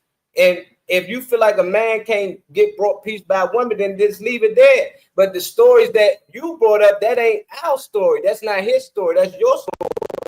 So it's like that's why you came to these conclusions. But I'm just saying, for a man out there looking for a woman, he say he just want a woman to come in and bring him peace. How that's not possible? They had something to say too. I just thought that was good. You know, you making it seem like he can't have that. He got to bring that to himself. But you did. Like you had to go through. You got to start there. You got to start there because a woman can't bring you peace. A woman, if I'm not at peace with myself, I got you, and we can disagree. But hold on, if I'm not at peace with myself, it don't matter what anybody brings. Myself, though. I'm saying if I'm at peace with myself and a toxic woman come, I don't want that. I can choose to leave, like you said, but that still don't make me not peaceful. I still want a woman that come in that's more peaceful, more confined with me. That ain't got nothing to do with me. That mean if a woman come in and she toxic, I gotta ignore it because I'm not peaceful myself. No, this bitch toxic. I can see that. That ain't got nothing to do with me with her. That got a lot to do with her, and I can choose to leave that. But I've been in there with 5 years, like your wife didn't give up on her because you loved her. So there's people that's in relationship and people change as time go on. They're not the same when you met them at 19, 23. The older you get, the more people change. So when that person changes, became toxic, you ain't leave. When that person became a place that they make it peaceful for you, you ain't leave because you was in love. Love kept you there. She kept you there. It wasn't like I want to be peaceful for myself, so I'm gonna just leave her. Hell no. You like I'd rather go through the stress because this is somebody I love. This is somebody I got kids with. And for some people, they out here and they dealing with that. They dealing with stressful people, and you can blame yourself as much. You can get out of it, but it's hard to leave when you got kids and you invested a lot of time into it. It's easy for somebody to say when you murder, yeah, just leave. Fuck no, you ain't just leave. You stuck around and you decided to put a wall up. She stuck around. She decided to put a wall up. But if y'all both would have said, fuck it, it's about me and about my peace first, y'all would have left each other. And that's what I'm getting to. I'm just like, he just looked for somebody with peace. Somebody that won't, and you saying it ain't possible. That's the only thing that's getting. I'm saying if you don't have peace within yourself, it's impossible for someone to bring it to you. That's what I'm saying, and only that, Molly. Now, if you have peace within yourself, then yes, you want a person that's going to bring you peace. But the only thing I'm saying is, if you don't have peace within yourself first, no one can bring peace to you. That is the only statement I'm making.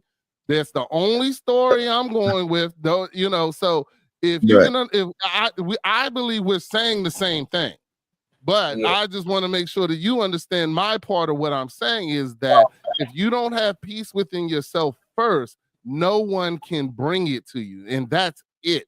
That's the only thing I'm saying. Trey. The reason why I somewhat disagree with that is, like I gave you the example before. Okay, so let's say you at work, you at work, you know what I mean? Like things are going bad, you know what I mean? Got into it with coworkers, maybe the boss, you know what I mean? This car broke down, just the whole bunch of junk. Just and like I said earlier, everybody has a boiling point. I'm one of the most peaceful people, but like I said, everybody has a boiling point. So, like you stated in your show, let's say your house is your safe spot or safe zone or whatever like that. No, if you go home thinking, okay, I went through all this, I just want some peace or whatever like that. No, but your girl was talking about, yeah, I found a sock on the floor, or you know what I mean, something so stupid or whatever. No, you just be like, what the hell are you talking about or whatever like that? No, other than, you know what I mean, you know, how's your day? That this is this and communication and that is this, you know what I mean? And you know what I mean? I know you worked all day. You know what I mean? I made you dinner, you know, something like that. Somebody like that is bringing peace, other than, you know, somebody who wants to, you know what I mean, fuss and fight, you know what I mean, because that's just in them, I guess. I don't know. They didn't bring you peace. If everything went great in your day, and then you came home and they said that the sock was fucked up, you would not be upset. Now, the fact that your day was fucked up, and then when you came home, she said, "Why the fuck you leave your socks here?" Right, whatever the case may all right, be, and then that made you're you more saying mad. you're saying That had you're saying nothing to do nobody with them. That had everything to do you're with you. right, but you saying nobody can bring you peace, and I was giving two different examples. You know what I mean? Like that. You know what I mean? Yeah. You know what I mean? The day was pretty messed up, whatever like that. No, but the one example is bringing you peace. You know what I mean? It's just like you know what I mean, is easing your mind. You know what I mean? Just, you know what I mean, after having, you know what I mean, that bad day or whatever. No, compared to somebody who I don't know, I guess out of boredom, whatever. No, you know what I mean, want to start something. All right. So While you're already while you already one more thing real quick, and then I'll stop. But let me ask you a question, because we're all No, adults here. I want to hear from Trey. I'm trying to tag Trey in so he can express how he Trey feels. I said it 5 times. Okay. I didn't hear you say it but once, and that was 2-3 minutes ago. I'm like, Trey. I didn't hear you say my name one time until about 3 minutes ago. Lady. Maybe I missed it, but I didn't hear shit. And well, okay, I want to hear from you. What is your opinion on the video? Then we can go back into it because I want to make sure you got a question like that you would want to ask me from the video, because after like 25 minutes of dialogue between y'all, I was immersed in what y'all was talking about. I don't know what the hell the video is about. Well, I'm gonna go back to what I was about to say. Never mind. I'm sorry. Go ahead. So you don't have a question? Have you ever had a person? No. Go ahead. You don't have a question? Like you can't. You don't have a. Yeah, the question was, what was your opinion on the video that we saw about what he was saying? That's the same question that all of them are responding to. Okay. He said he forgot. I tell women in the video. Because y'all talk for like 25 minutes. If you bring me peace, that's just as good as money. Yeah, man. Because y'all can't find that shit. No. I can't find peace. Peace? Like, you give me that, man, we good. Just be cool, man, and just, understand the situation, read the room, and we good. The more open-minded you are, the better we are. You know what I mean? And I'll play my position, you play your position, and man, we good. I tell women all day long, if you bring me peace, that's just as good as money. Yeah, man. Because y'all can't find that shit. No. I can't find peace. Peace? Like, you give me that, man, we good. Just be cool, man, and just, understand the situation, read the room, and we good. The more open-minded you are, the better we are. You know what I mean? And I'll play my position, you play your position, and man, we good. I tell women all day long. Okay.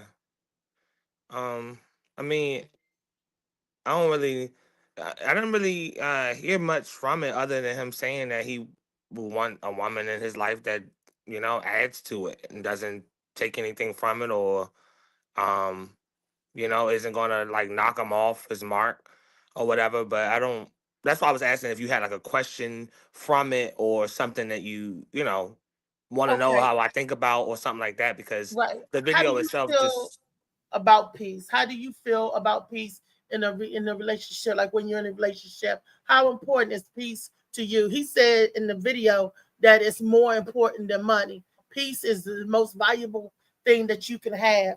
How do you feel about peace in your relationship when you was in a relationship? I like that better with the asking. I like that better with the question part. That makes it more like something for me. I like that. I share some of the sentiments that Rodney shared with the coming in as a whole person as much as you can. I mean, you can't help what you are when you necessarily run into somebody. So if you get the luxury of being able to be all of what you want to be in that moment in time for yourself and for that other person, then I feel like you will always have that. I feel like you can always revert back to. I think both partners, both people should be willing to. One person, but both of y'all should have the mindset. But one person, if an argument is going back and forth, or whatever, consistently for a couple of days or whatever it might be, or the energy of the relationship is changing, somebody should be willing to put their ego down and say, let's stop what we're doing. let's actually come to a common ground instead of feuding. Because I, for instance, don't believe in, breaking up with somebody. All of a sudden, I just hate them. They're the worst person in the world, and I just can't believe. And okay, well, you missed the mark. Then you missed a lot. Did you pay attention? Did you date them, or did you just get with them and get together, or what? Because a lot of things I think in a relationship, in terms of peace, you can help yourself. I'm a peaceful person regardless. I'm not one who's just going to sit there and allow somebody to challenge me for no reason. But with discernment, I mean, you pick your battles. Everything in life isn't worth mentioning. Some things you need to stand 10 toes down on. But if you understand that your partner is coming in with a mindset, like some people met young, some people, had to build up, they got married, had kids, different things changed. But when I first, I was 21 when was in my first relationship. Only had 2 of them. Didn't have a slew of exes or nothing like that. So I didn't even allow myself to even get in that space with someone to call them, let alone a partner, but a friend or anything. I just never opened myself up um, to be for my piece to really be knocked off, because I made sure that the boxes were checked, and I didn't need to sacrifice any boxes for other boxes to be checked. Like, the list was complete when I decided to date who I decided to date, which is why I can still to this day say, communicate with them if I need to borrow some money, or they need to borrow something, or they need something done, or I need something done. It's still the same um value and stuff there, regardless whether we are together or not. Okay. Okay. And thank you for the more formal question, because I couldn't remember what the video was talking about after like a little bit. So thank you for the question. I think answered directly. Thank you. And thank you for letting me know that, so Mhm. I could redirect it and Mhm. we could Yeah, play that's the what we stuff got to do again. more. I'm a coach that more to like us, like telling you what I want, instead of me like having I don't want to say an attitude, but instead of me like.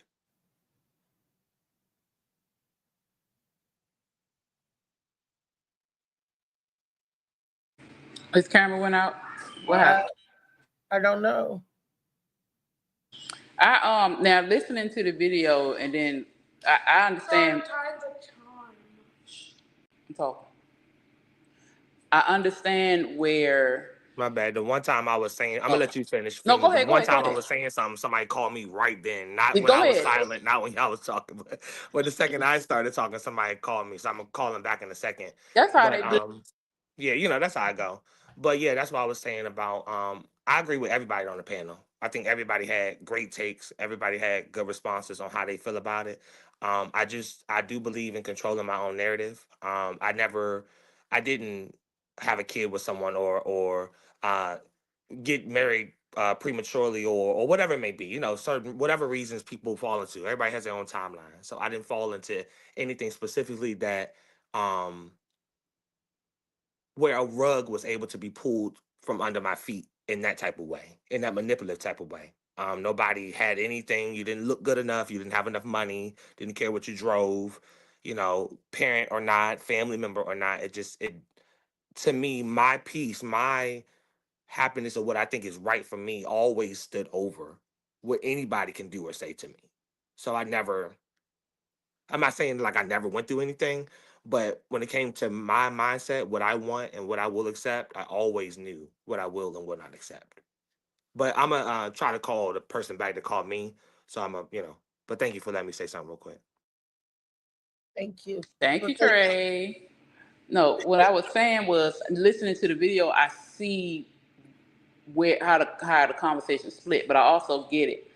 I get what Beast was saying about you got to have your own piece. I also get what Molly was saying. Deion Cole is basically saying that when he gets home, he don't want coming into no chaos. He want to come into a peaceful house. So I completely understand that. And again, you can have all the peace within yourself, but your atmosphere at home can change that. So I see what you're saying, Molly. I understand what you're saying. That is very important. You can create a house of peace, and one person that lives with you can try to break that peace in your household. So it's not necessarily what's within you. It's the person you're with or the people in your house, and it's usually the closest to you, your children, your spouse, your partner, that can tear it off because you love them so much and they're closest to you, they can tear up the piece. So I get what you're saying, Molly. I do get what you're saying, but I also get what Beast is saying, because again, the peace does start within you. But if your house is supposed to be your sanctuary, and in your sanctuary you got devils running through the house, it's gonna be some chaos, and it's gonna cause some unwavering in the peace. So I get both. I understand what both of y'all are saying, and I see where listening to the video again where both of your viewpoints came from, and I actually agree with both of you. I want to jump in on something I heard David Green say. David Green, I got you when you said that you got a boiling point, a point to tip over, because I tend to try to control it and subdue my emotions and feelings and stuff a lot too. And I noticed that when I hold stuff in and then I hold some more stuff in, like Rodney give me some stuff, Molly give me some stuff, Phoenix give me, and I'm holding everything in, it's getting compacted. And then here you come with surface stuff, and that may be just enough to send me to a boiling point. I may be the one that had a bad day to come home and disturb the peace in the house because I done had that boiling point and I done tipped over. I may be the one to say, who the fuck put the sock on the floor? You wait for me to fall and slip on the sock in the floor there? I may be that one that bring, because I done had the boiling point outside, then I come home and just go, ah! And who's ever in the way get obliterated. So I got to, we have to control the people around us, and people that know you got to know if she had a bad day or how to act when they spot on see you. Like if they see you, they should know how your day went just by how you look or expressing yourself, and be there to help, try to help you decompress. Let me take some of this weight off your shoulder, baby. Let me cook for you so you ain't got to worry about what you're eating. Just go in there and take your bath. Go in here. I already ran your bath water because I knew your body's going to be aching and stressful. Go ahead and relax, decompress, and leave the outside on the outside, and let's have peace on the inside. Because your home supposed to be your sanctuary, supposed to be your castle. So I understand what you're saying, David, about sometimes you reach your boiling point, and that's because we don't let it out. When we mad, we should let people know when we mad, because holding it in could kill you. Literally. I'm gonna go after you, Beast. Go ahead. All right. Funny man. Can we all agree that your boiling point is still decided by you? You decide at some point that this is enough. That is still your decision. You are still 100% in control of that decision. When you say, you know what, I'm done, I'm tired of this shit, that is you making the decision. So therefore, just like you made that decision to be done and tired of that shit, you can actually make the decision to not to. Now, I'm not saying that any of this shit is easy. You know what I'm saying? And I'm not saying that it's always realistic, because I do believe sometimes you have to go off to let people know, or to really even stay control of your place. Because if this is your home and this is your, you have to protect it. You have to protect your safe place. So yeah, you got to go off to protect your safe place, to let people know this shit ain't happening here. But I'm just still saying, it's still your decision. You make that decision. You decide when you're tired of it. It don't matter how much shit is going on. You decide when you're tired of it. So therefore, I'm still saying, and what I'm saying before is that just like that, you can also decide that there's nothing a person can do, and we've all dealt with that person, that there's nothing you can do to make that person your friend. They have absolutely no desire to be your friend. You can be the nicest person in the world. You can hug them. You can kiss them. You can fucking come in with flowers every day. You can do everything.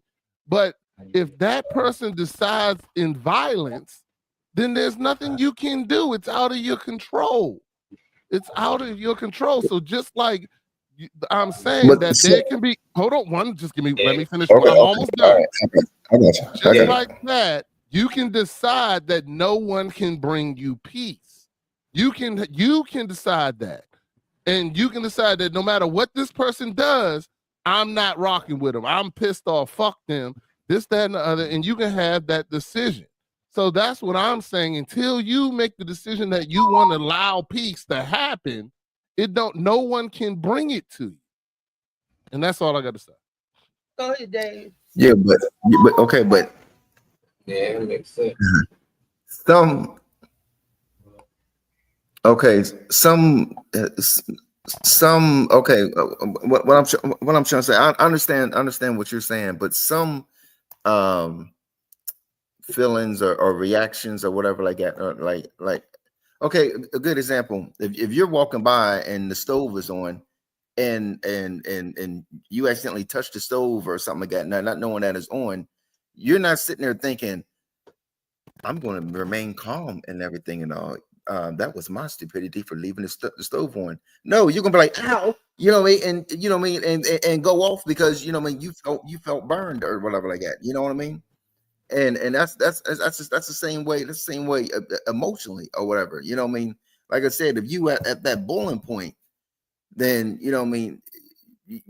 You don't have time to be like, you know what? I know you really are trying to irk me, and this. No, you're gonna be like, who cares about the stupid sock? You know what I mean?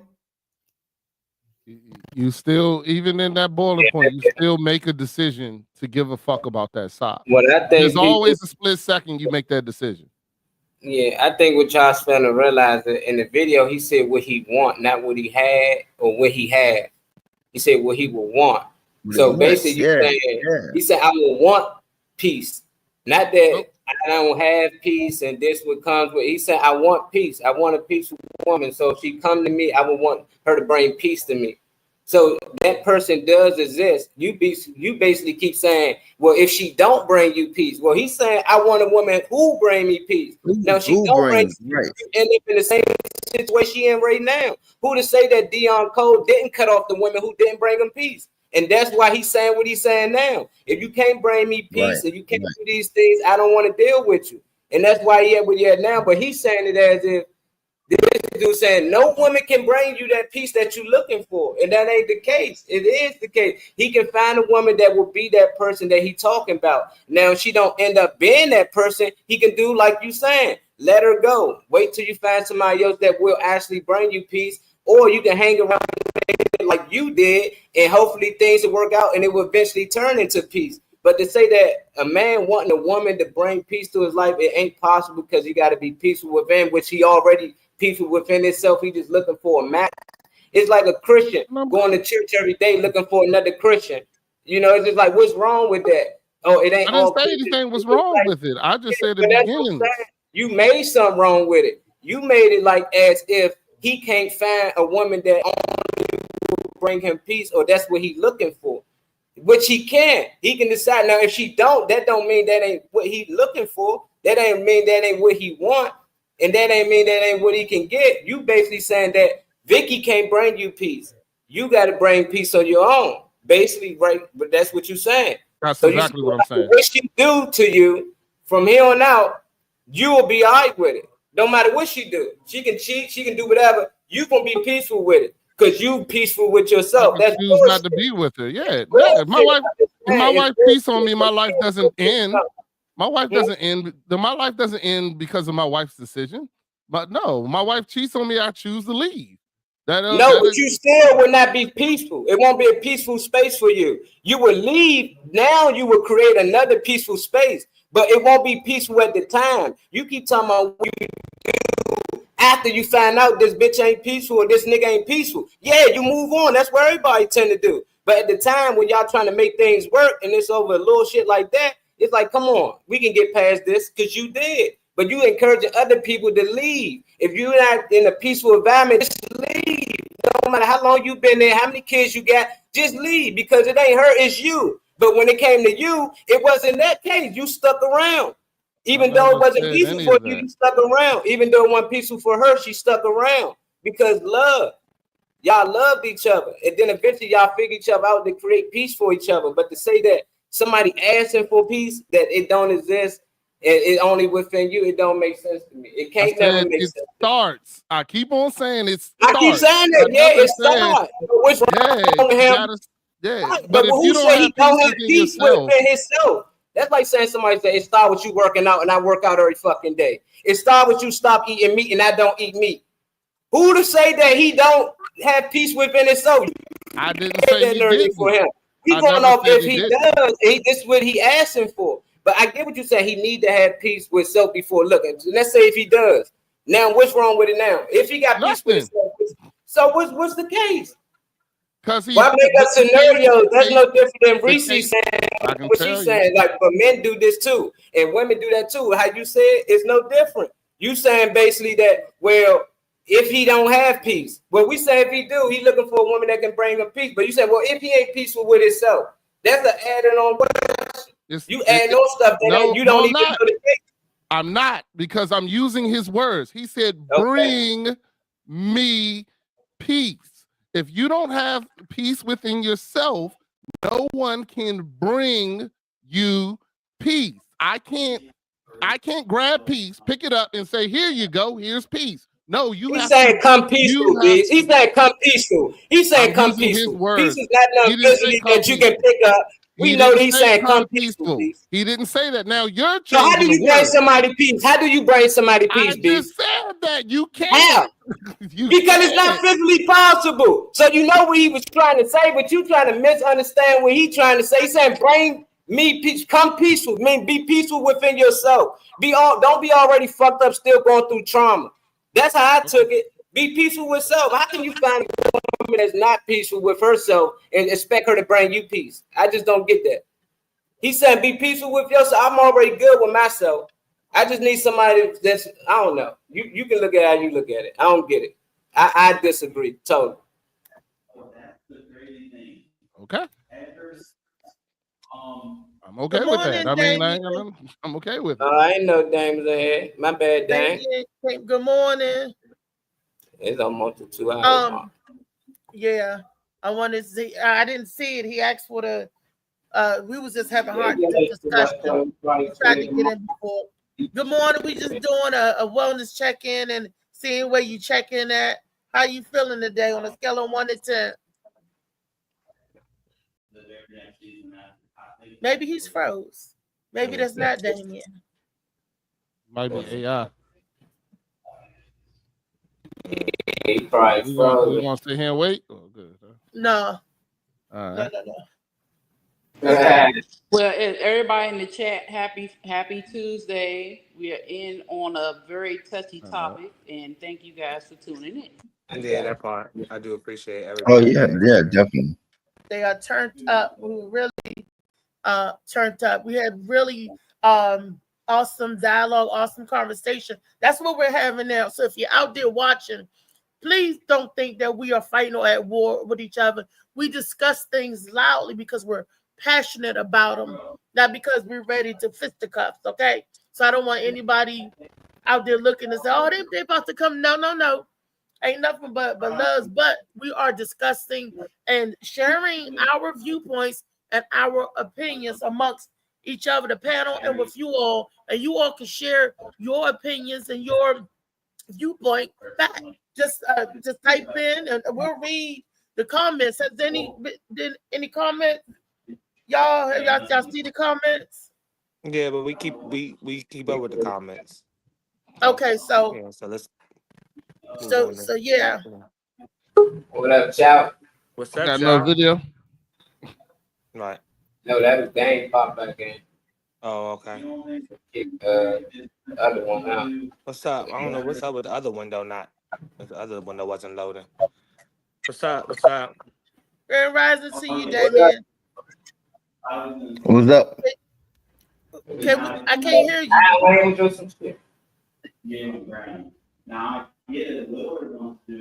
Okay, we can't hear you, sir. I don't know if it's the connection, but we see you. Hi, Althea. Hi, Molly. Hi, everyone. Hey, Hi, Damien. Beast. Good. Hi, Dickie. That's David Green. David Green. Okay, on a scale of 1 to 10, I have to ask you, how are you feeling today? I am at a 10 and an 11. That is I am blessed and highly favored. I am here on this planet to help my brother, and I am my brother's keeper, and I tell dirty fucking jokes for a living. So, yeah, I'm good. Okay. That's wonderful. All right. Do we have another video? Another video. That was a good one. That was a good one. There's Funny Man Green. Hi, Funny Man Green. Hey, what's up? They have to bring back the Yeah, dialogue. the shit then just. What you say? And y'all, I wanted to just check in with y'all. Althea, Molly, Louie, Funny Man Green, Beast. I love all y'all, but I do have a job to do now. I'm running a meat company in Tennessee, so I got to get back to work. I just want to say I love you guys, and you guys are awesome, and I always tune in, and I'll see you guys tomorrow, okay? Love you guys. Be good, and keep it up. Keep it up, babies. Keep it up, babies. All right.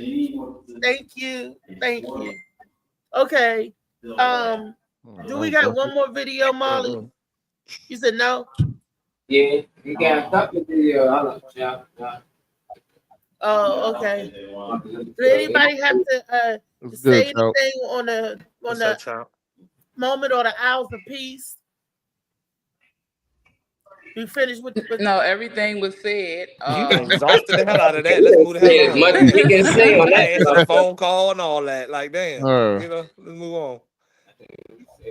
Yeah, let's get off that shit for a little bit. Okay. No, I said it's more funny. But these people, I'm looking for the article. They posted, got arrested for shocking. Like, I didn't know you can scare somebody and they can, like, fuck around and die. You know? Yeah.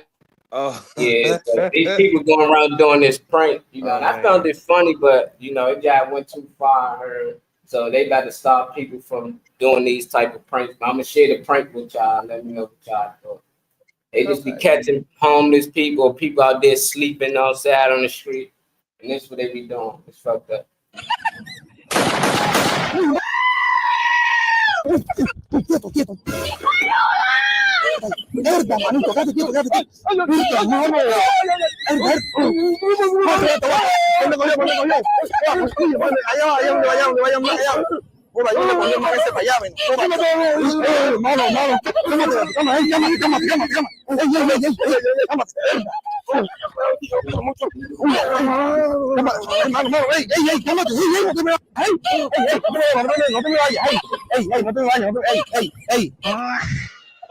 Ey, mira, joda. Ey, mira, ey, esto es pura esencia de cola, joder.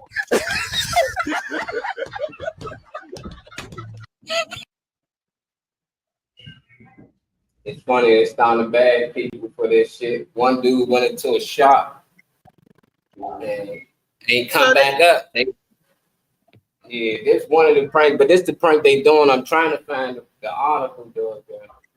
But this a little, I know you can shock somebody and they can actually like fuck around and die. Yeah, your heart is stopped. Yeah. So when you're sleeping, everything slows down. And when you get shocked out of your sleep, everything has to pick up real fast. So your adrenaline, boom, everything just does that. So it can cause your heart to stop or but you don't even have to be sleep wheezy to have a heart attack if somebody scare you. Well, that's true. You know, some people, you know, their hearts, some people's hearts can't take it, and you don't know your heart condition. We don't wear our heart condition on our sleeves, so you don't know who can take it and who can't take it. And you mess around and get somebody who got a weak heart, you didn't even know. You know, boom, you know, too much excitement, too much whatever, and that be it. Or like with the football players, the ones who the young kids, because the arrhythmia, I mean they didn't have arrhythmia, but they get hit right before the heart pumps or opens and closes again. They can cause issues. That can happen in a scare too, because your heart can skip a beat and can cause another problem. Mm-hmm. Yeah. Damn.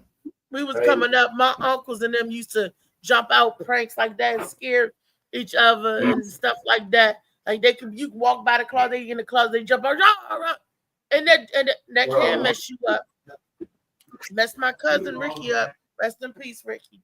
But that's not why he passed. But you know, you got this man thinking he got shot the whole time, man. I don't know. Right, yeah. Can't play like that with people. He started to fall out and everything, but he ain't get too bad. Hopefully it was a prank. If he got shot, it'd be like it don't hurt. It don't. I got shot. Yeah, thinking about it. Most people don't expect to get shot. And Molly, just like you was saying, if I'm not mistaken, you can do harm to yourself mentally. You know what I mean? Yeah. Other than the shock factor, like you said, by him thinking he's shot or whatever, like no, his brain is telling his organs are like if he's like, oh, I'm shot in my liver, his brain is like, thinking that what I mean, his liver is shot or whatever like that. No, which can cause the liver to shut down or something like that. You know what I mean? Mm-hmm. So it's other than like the shock factor, mentally, it can cause damage or whatever. And I think Chout said that some guy did a prank on his wife with the jumping spider off the wall and had a seizure. It done happened me a couple of times when they like be on the wall and they jump to the screen. It got me once. I was like, yeah. I don't know. You doing them pranks, be careful with certain people. I know I won't send this shit to Reese now. I ain't got time to pranking Reese and she be scared and fall out of some shit. You look, you could prank me. Because if I got shot, I'm like, oh, that don't hurt. Yeah, Reese very analytical. So she be done. What type of bullet was that? But Reese, like I was talking about mentally, like there was an experiment or whatever like that. No, where they I can't remember if it was a leg or arm or something like that. No, but they made it seem like his leg or arm was gone, and he was acting like he couldn't walk or anything and all because mentally he thought his leg was gone or whatever. Now, like you saying, he should have knew because could feel it or whatever like that. No, but no, the brain controls the nerves and all that mess. And the brain was telling him his leg was missing, even though it wasn't missing. Well, just like the brain to tell you that your limb is still there. I have missing parts, okay? And my brain, they call phantom pains, and I would get pain in the part like the stuff is still there, but it's gone. So the brain it's called phantom pains. That's what the doctor said, and it feels like that body member or that body part is still there. Like if you get a toe or feet or whatever, it feels like it's still there. And I'm like, it's gone. Where is this pain coming from? The brain, the nerve is sending it like it's there. Yeah, when I was young, I could think myself to throw up. If I wanted to go home, if I thought about it hard enough, I could make myself throw up when I was young. Yep. I used to and the reverse. I make myself not throw up. I tell myself nope, go the other way because I don't like vomiting. And if I'm sick, I'll go the other way. I'd rather sit on the toilet than be scaring my wife. Hell, that's no problem. Yeah, that shit. I had to pause. That shit scared my wife. That's Chout video. I just. Oh, good. They were Chout. So, oh, this the spider for the video. Giant spider. Oh, that shit fake.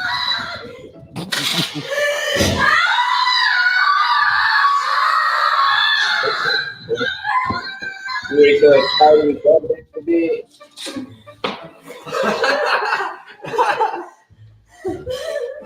Oh, damn, chill. You okay? You okay? It's fake. Oh, dang. Scaring. Yeah. I don't know. Yeah, Okay, what do you no, I get was going to there? say you can get people with stuff like that when they're really scared of things. I'm not really scared of spiders. I don't want to be bothered with them, but I'm not scared of them. I don't know what I'm scared of for real. I might see something like nope and go the other way, but I'm not. I don't really have a big fear of things. Now textures, that's a different thing. I don't like certain textures, but bugs and stuff, nah, not too much. Hey, lady, who that? Dr. Lady J just popped down here. Good morning, everybody. Well, afternoon now. Yeah. Good How you Hey, happy afternoon. doing? Good Tuesday. afternoon. Happy Tuesday, everybody. Hey.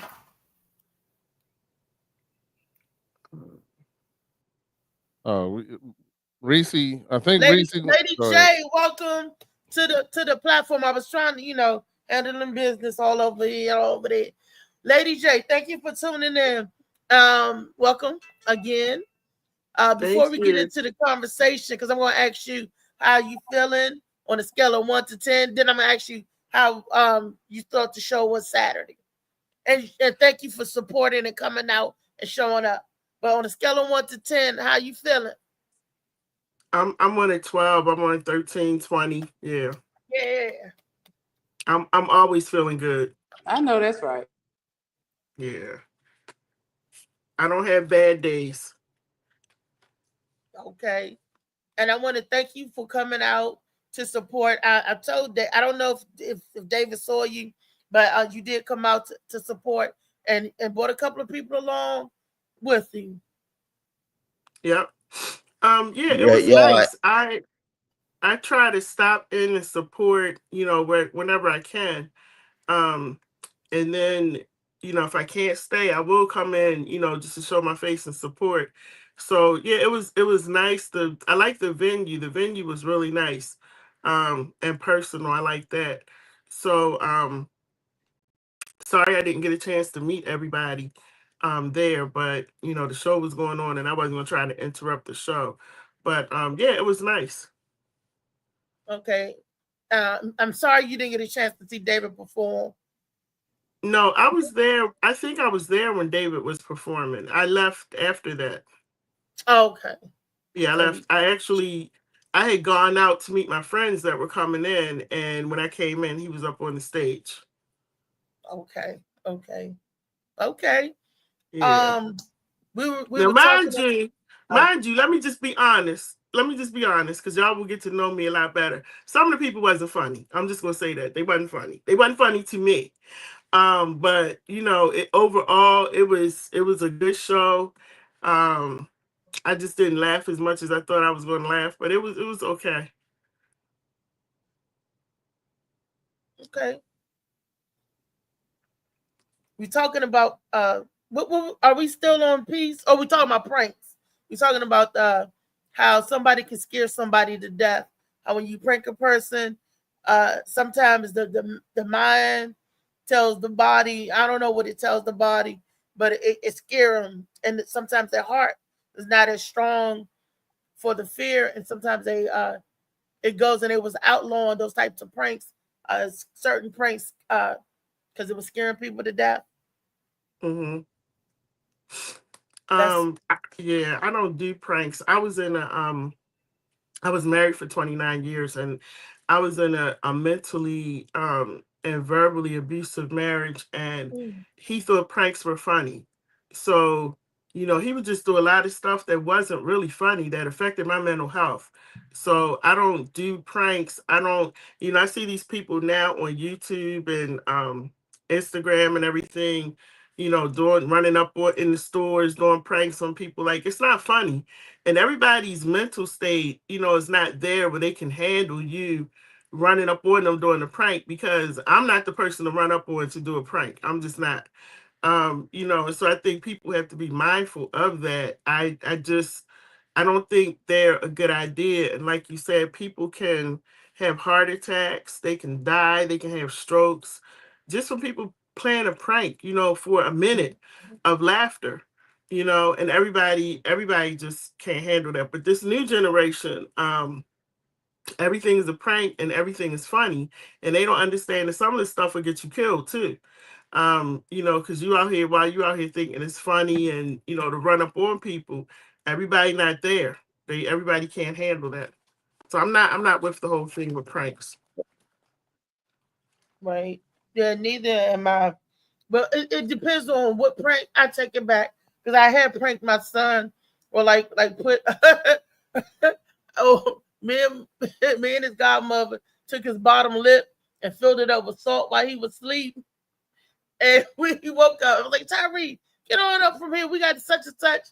And he said that he thought he was disintegrating from the inside out. He said he was like, he was like, what's happening? What's happening?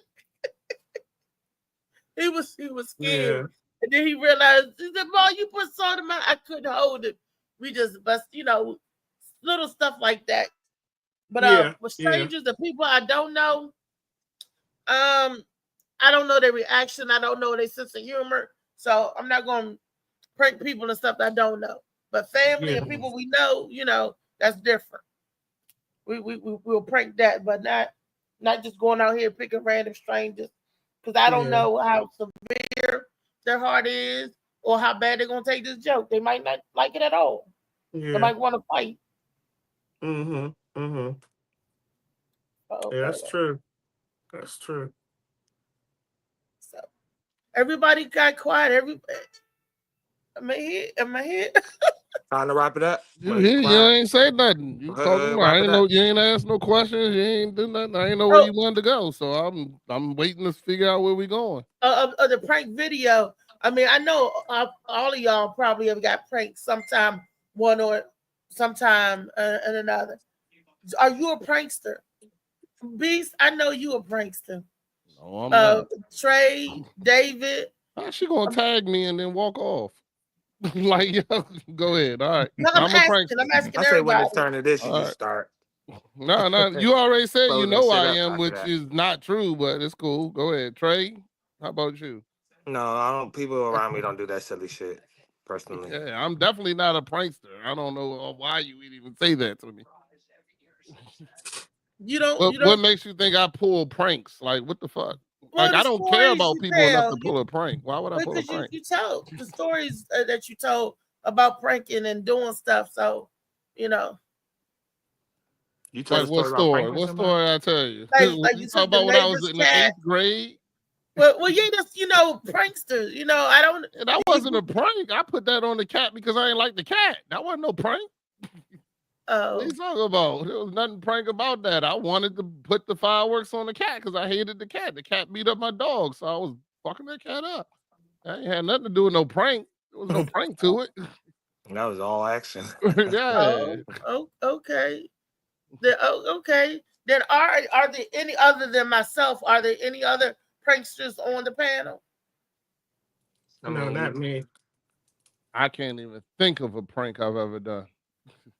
Besides, like in 8th grade, which I took it wasn't even a prank. It was another terrible thing. I took the dude's orange juice and pissed in it and then handed it to him, but I didn't even let him drink That's it. not prank. You do. But I didn't even let him drink it. So therefore it wasn't a prank. I took it away because I didn't want him to drink it. I was like, that's terrible. I couldn't do it. You just got a lot of cruelty. You do Yeah, cruel. that ain't no prank. I was cruel, I guess. I say it. I was cruel. Hey, I've been cruel. Yeah, I've done some cruel things. I can't think of a prank. Like, nah. I mean, I joke around, whatever, no, but as far as pranks, no, I've been pranked. My ex, I went to use the bathroom and came back, and she had ketchup in my drink or whatever, and her and the kids was sitting there watching me drink it and laughing at y'all. But I think when it comes to pranking, that's a no-no when it comes to like drinks, food, stuff like that, because you don't know if somebody's allergic to something. You don't know, you know what I mean? That could be a prank that went too far. And like Lady J said with the pranks and all, when you know what I mean, like I've seen when they went up to like gangsters and were like, you got beef, and had like steaks and stuff like that or something like that. That could have been a prank that went too far. You know what I mean? Before they pulled out the meat, they could have got shot or something like that. You know what I mean? Right. So Right. And social media has made it seem like in order for you to be liked and get, you know, likes and clicks and all this kind of stuff, you got to do stupid stuff that could literally cost you your life. And so, yeah. you know, this new generation, they knew, you know, and they will do anything for a click and a like. I sit there, you know, most of the day because I have to get a lot of content together, and I'm looking at what they're doing, and I'm like, this is crazy because they don't know how close they come to death. Every time they do something like that, you're not thinking about your parents, your siblings, your anybody. You're just thinking about this moment of how many clicks and likes I'm going to get, you know, and it really does not make any sense at all because you're running up to people that you don't know, and you don't know what these people might do to you. Like I said, I'm real cool. I'm easygoing, but don't walk up on me. Don't come up on me with pranks, you know, and all that kind of stuff because you want to see the other side of me. I don't do that stuff, you know. I don't like it. It brings up it's a trigger for me, you know, and I just don't like it. And you will understand that I don't like it. So I think people have to be careful when they're doing, unless you know the person, like Althea was saying she did it with her son. Unless you know the people that you're doing the pranks to, cool. But if you don't know these people, people are crazy. And you never know which side of the bed they woke up on this morning. So you got to be careful who you out here messing with and who you out here, you know, trying to prank for a click and a like. Because once you're gone, ain't nobody going to remember you anyway. That's facts. That is so true. Wow. Molly, what's your take on that? Shit, all we did was prank, you know. That's how we grew up. You go to sleep first, you get toothpaste. You put toothpaste on your hand, ketchup, hot sauce on your lip, all that shit. You know, like we done super glue people close to their body when they went to sleep. You know, we had sleepovers, that was the game. And everybody was with it. You just like, I ain't gonna be the first to go to sleep. Yeah, all right. And then you end up being the first to go to sleep. You wake up pissed off. You know, we done did so many. I don't really look at that as a prank though, Molly, because everybody knows that that's going to happen. They know what's going on here. A person doesn't know. Still a prank. Yeah, the sleepovers, everybody, I understand what Molly's saying 100%. Then if that's a prank, then yeah, I did shit like that. Yeah. Yeah, little shit like that. You know, like if you come in the room, we used to hurry up and hide under the bed and cut the light and grab your leg and try to scare somebody. Oh well, no, that's different then. You know, I used to do that to my son. I'm thinking about you made it come. Yeah, that's how we looked at it as online pranks, right like now. a prank like call. silly shit like that. Not. But how did I make it come off different?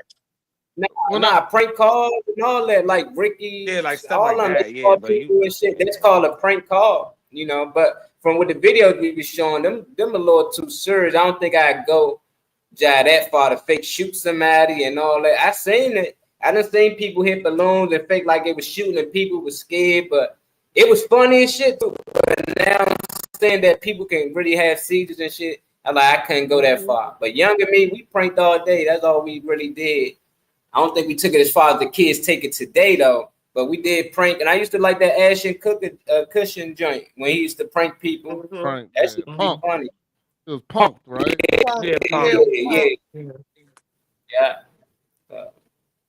Yeah. When I was thinking prank, I'm thinking like the whole like you actually spend the day setting something up for some random ass stranger type shit. Like, but even in my house, like I don't do no pranks like that. But yeah, like when I was young, but that was already whoever fell asleep first, they knew they was gonna be a victim. You know what I'm saying? To drawn on their face or some bullshit like that, you know what I'm saying? But then, you know, that wasn't, you know, I guess that's pranks. I participate in stuff like that. Okay, because I was like, I'm the only one that's a prankster on this panel, and y'all guys crack up and do stuff. Nah, but not as the much as an video is adult now. the You know. video Yeah. number one, Like and then the video football was pranks. not I played in the no football lighthearted team. stuff. Come on now.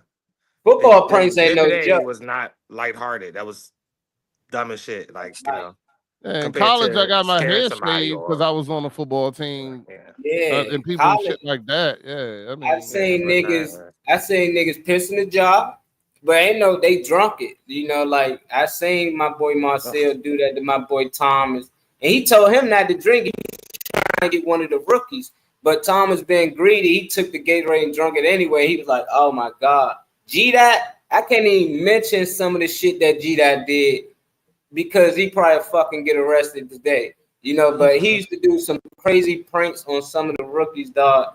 That it shouldn't even been considered a prank. It should have just been considered like a crime. Yeah, You know, like some of that Yeah, shit. that's bad. Yeah, like we go in the pool sometimes. This a light one. Like we go 2 days, we go in the pool for a workout or when that. Them niggas used to realize, like, we'll script the rookies down and just leave with their clothes. Now the rookies got to come outside to get to the facility. They'd be out there running around naked trying to get to their clothes, man. It would be crazy, man. And they consider it a prank. I ain't no prank. That's just straight bullying and dog and shit. I wasn't that type of person. Like I ain't do my rookie like that. But yeah, it's tough for rookies. But that's why they get like that the next year. When you're not a rookie, you can't wait to do the next person like they did you. But it get worse every year. It's like they try to do worse, you know, than the last person. They call that hazing, and they did outlaw that. Hazing, yeah. That's what they call it, and that is that part outlawed. They will wake up and not. So other little, I didn't haze nobody, never hazed nobody. We did little childish pranks and definitely as an adult, little stuff, little kiki ha ha, like party pranks or party pranks. That's what you call them. I wasn't doing no serious stuff.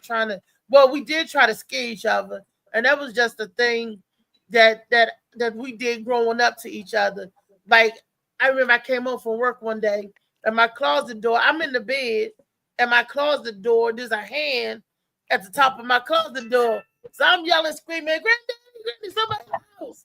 It was my cousin standing on a box with her hand up at the top to make it look like that there was a older, you know.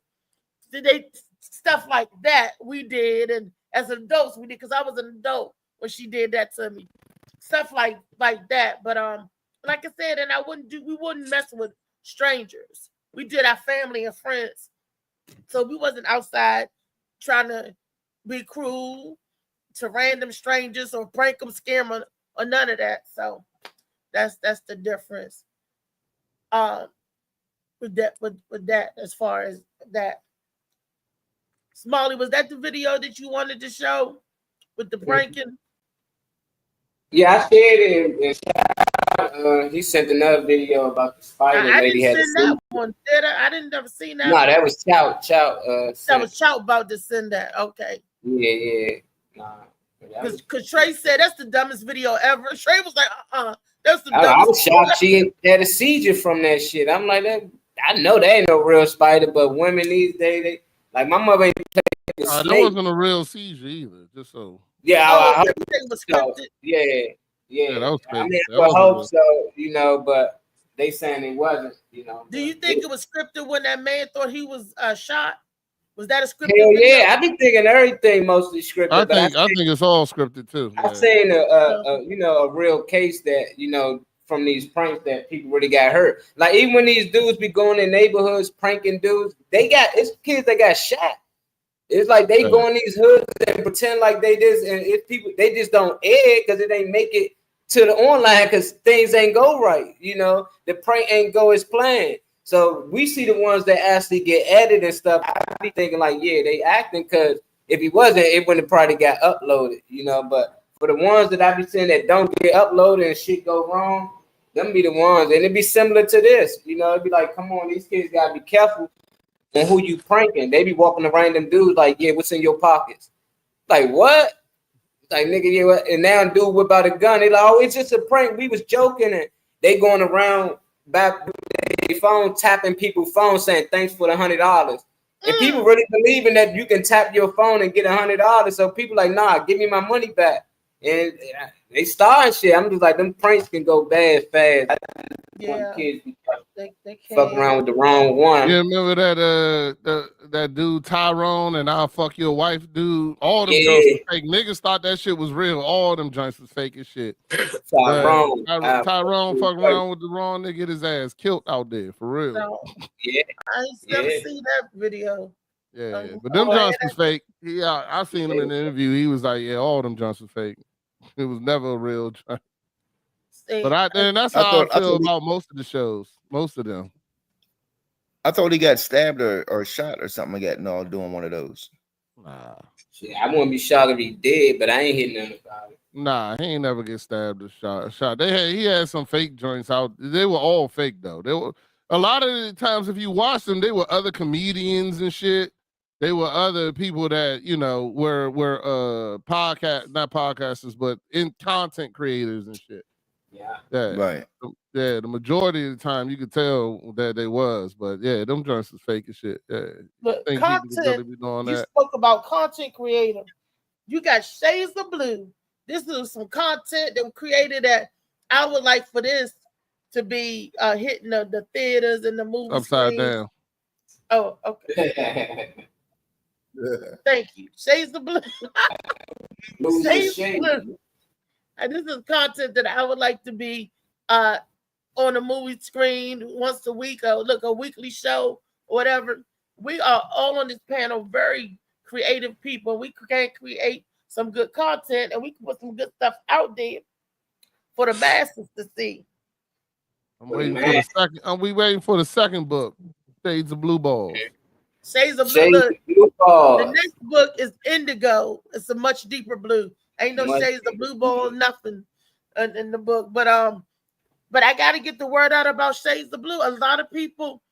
I'm about to relaunch it. It's about to be a relaunch, a reopening, That's what we're about to do with. I always forget to bring my book to get mine signed. I might give me a hardback so I can get it. You got hardback ones, right? Yes, I got hardback. A hardback. Yeah, I want a hardback. So I can get it signed. But the story of it. So, yep, we got enough people to play in and star in it, and let's get it going. David Green.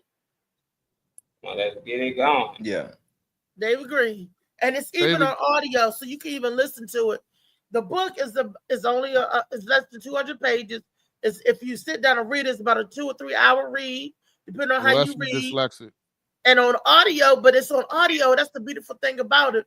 5 hours on audio. So you can travel, get on the plane while you listen to the recording, or while you driving, listen to the story. That it's on every platform except for video. I didn't do a video, but it's digital, hardback, softback, and audio. So that's enough for them to get out there and get a scream at it, get it going. Shades of Blue by A.M. Morning, the Rumor Dustman over there. So that's definitely a C. And what's a definitely is this program Lady J got going on, and this event coming up this weekend, right, Lady J? Yes. This program, I'm sorry, I'm over here working and talking at the same time. This program is for returning citizens. Returning citizens. Let me fix my phone. What is going on? What do that mean for some people that don't know what returning citizens mean? So, okay, there we go. I don't know why my phone did that. So, first of all, let me tell you, I'm a chaplain. And like I wear multiple hats and everything, but my everyday thing, what I do is that I'm a chaplain and I work with people in the criminal justice system, and I work with, I go to court with them and work with their attorneys. I do a lot of mental health work with them. So I might need some help, Lady J. Just in case, I apologize to interrupt, but I just want to make sure you knew I might need help. Got you. We all need help, by the way. We all need help, because I tell everybody we all got a little bit of crazy in us, so we all need help. But yeah, so the returning citizens, these are people that a lot of them I have worked with. I've been with them the time they've been in prison. They've gone to court. Them coming home, and so this year, in January, I had gotten an award from the White House. I think I told y'all this last week. I had gotten an award from the White House, and it's like the highest award you can get for community service. So my thing was, the only reason I got the award is because of the people that I'm working with. So what I do now is, in turn, every month I do an event for returning citizens, men and women that are out now. They're doing great. They a lot of them have gone back to school. They got college degrees, businesses, all kinds of stuff. And so we honor them every month. So the way it has started out was we there's this organization called AmeriCorps, and they actually give out presidential awards from the White House. So originally it was called the Presidential Volunteer Service Awards because they actually get a medallion from the White House. They get a certificate from the White House. On May 27th, Trump just abruptly shut the whole program down, just shut it down. And so I had to go back to these brothers that you see on the picture and tell them that I can't even order your awards because he cut everything out. But what happened was, in addition to me giving out the awards to the brothers and sisters that are out, I always choose somebody that's on the inside, that's still incarcerated, that's doing great stuff. And I give them a crystal award. It's really nice, and I present it to their families to hold for them until they come home.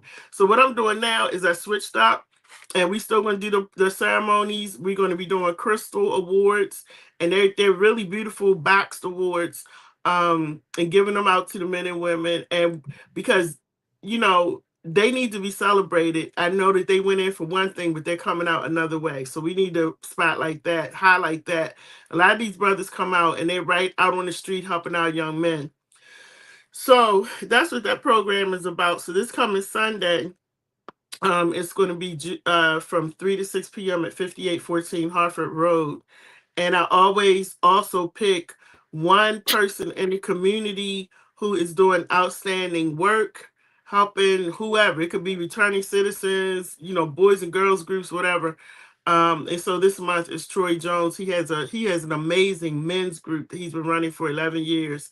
Doesn't get paid for it, and faithfully does this thing every week. So we're going to award him at this ceremony. So that's what that's about. All right. Yeah. I wish it was closer here. I would love to attend, but I Where do ain't you going to live at? Baltimore. I don't like Baltimore. Me and Baltimore don't get along. So Okay, yeah, I understand. I live here. I live PG here. County boy, yeah. I But definitely got you. understand. It's definitely a great thing you're doing. I commend you for that, for real. Yeah, There's so a guy. it's There was a guy out of Baltimore. He has a book. It's called The Master Plan. He also has a company. I think it's a moving company in Baltimore that only hires men coming out of incarceration. But he has a book. It's called The Master Plan. I read it. It was a great book, and he's out of Baltimore too. You know, it's a lot of men that need opportunities out in Baltimore for sure. All over. And all over. Yeah, I was gonna say not just here, but all over.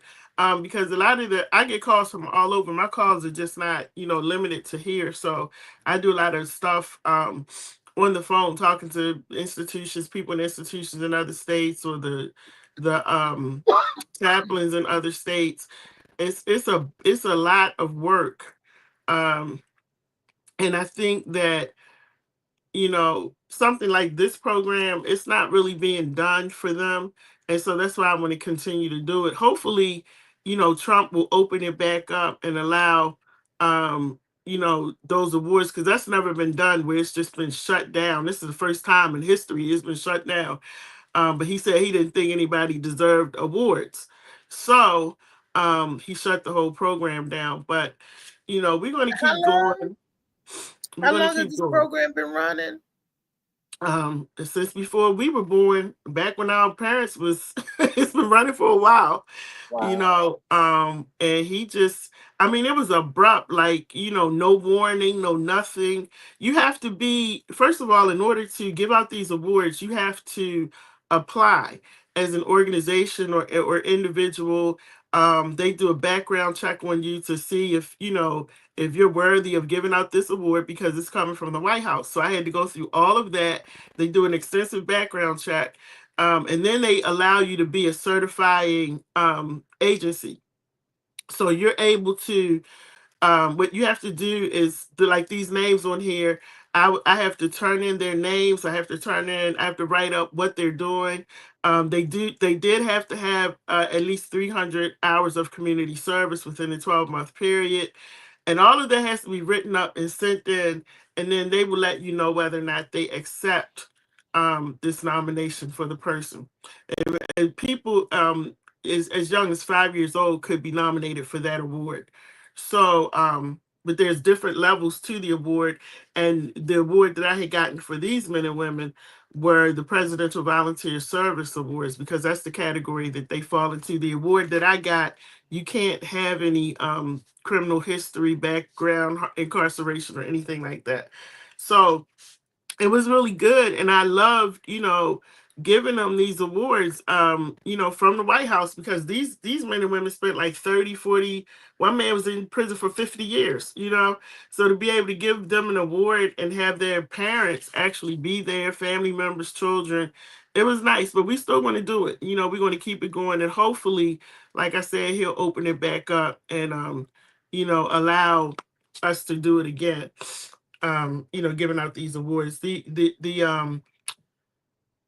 So you do have to pay for the awards. You pay for the awards, like once you order it for them, you have to pay for the certificate, you pay for the medallion. They also have the little pins that you can put on your dress or your shirt or whatever. But I was just always ordering the medallions and the certificates, because the medallions are big, they're really nice. And but we can't do it, but we're going to keep going. But we got the Crystal Awards that we're going to be doing now for them. Okay. Good stuff, Lady J. Yeah. I appreciate it, Lady J. Appreciate it. Yes. So your book thing that you're talking about, A relaunch of it? Huh? With the relaunch of it? Yeah, I was going to tell you what I have coming up with the this book. I'm actually working on I'm getting people together that are authors, and having like, I don't really want to say expo, because then people start looking at it like it's a really big thing. But where I have authors come in, and you're going to be able to be on a platform to share your books and also sell your books. So I have that coming up too that I wanted to talk to you about.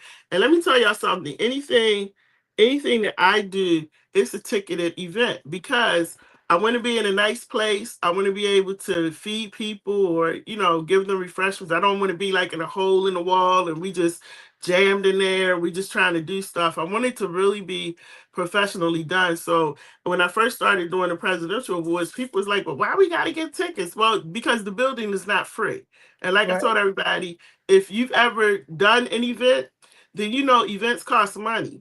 And so I can't pay for it every month. I want to do it. It's something that is an idea that I have, but you got to pay to come to the event, and you have a full dinner. You get to sit down and eat as much as you want. The tickets are $25. So I'm going to do a event where we do this book thing. And it's going to be in a couple of months. So I'll let you know about that. Okay. And so you'll be able to advertise it on your show and everything. But it's just another way of being able to get, your information out to other people. If I have other authors there, that those people who follow them get to see your book. Your people get to see their book. So it's a thing about networking. I'm really big about networking in our community. And I'm big on, if we don't help us, ain't nobody helping us. So we gotta really be diligent in supporting one another and stop pulling each other down. I don't have time for that.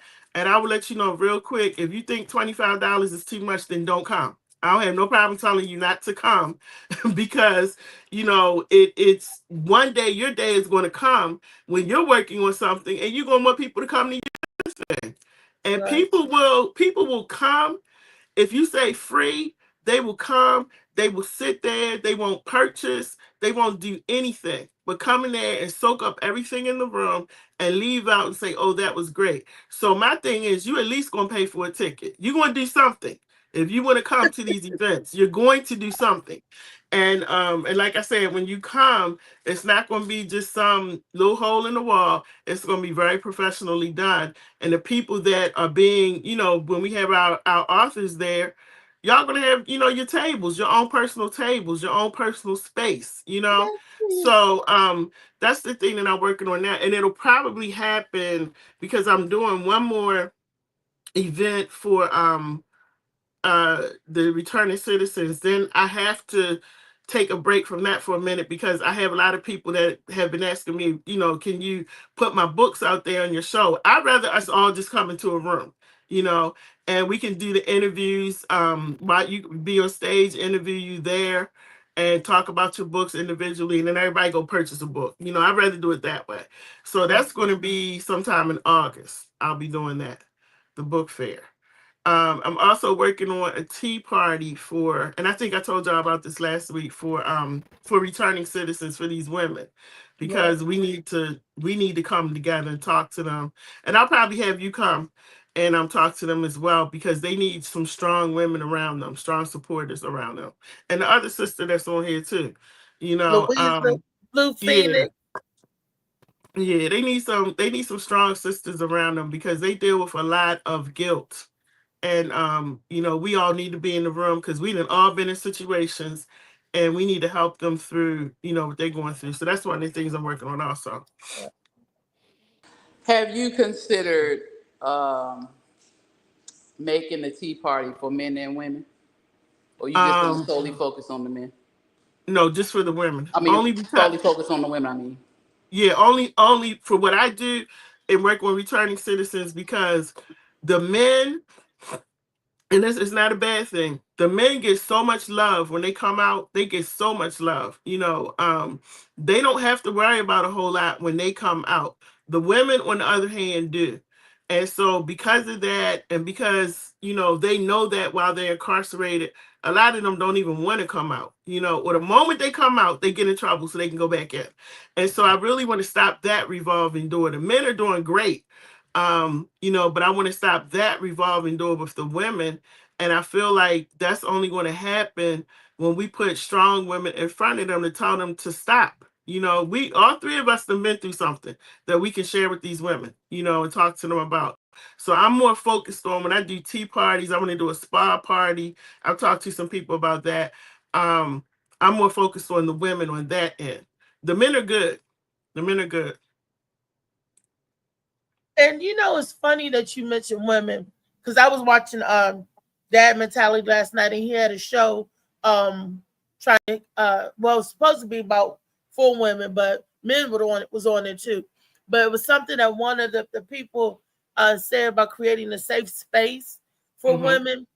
And she was saying, Lady T, she was saying that she didn't see the new generation of these girls coming up, how ratchet and stuff they are. And I typed in, but it didn't get read. But I was saying, because we got to pour into our youth. We have to pour, myself, you, Louisa, you have to pour into these children. There's nobody pouring into the ladies so they can be young ladies. There's nobody pouring into them so they can be where they're supposed to be as a woman. And if you're not you as the woman, how can you be a woman, be there for the man that's going to need you? How you going to be a helpmate when you need help?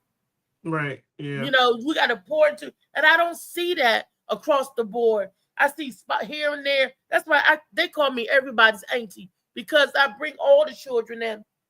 When I say children, some younger than me, some may be older than me. All of them, you older than me, you my brothers and your sisters. If you're younger than me, you my children or my nieces and nephews, and try to pour good, positive energy into them, the men and the women. Yeah. And we need to teach young ladies how to be young ladies. We dropped the ball. Our generation, Generation X, dropped the ball.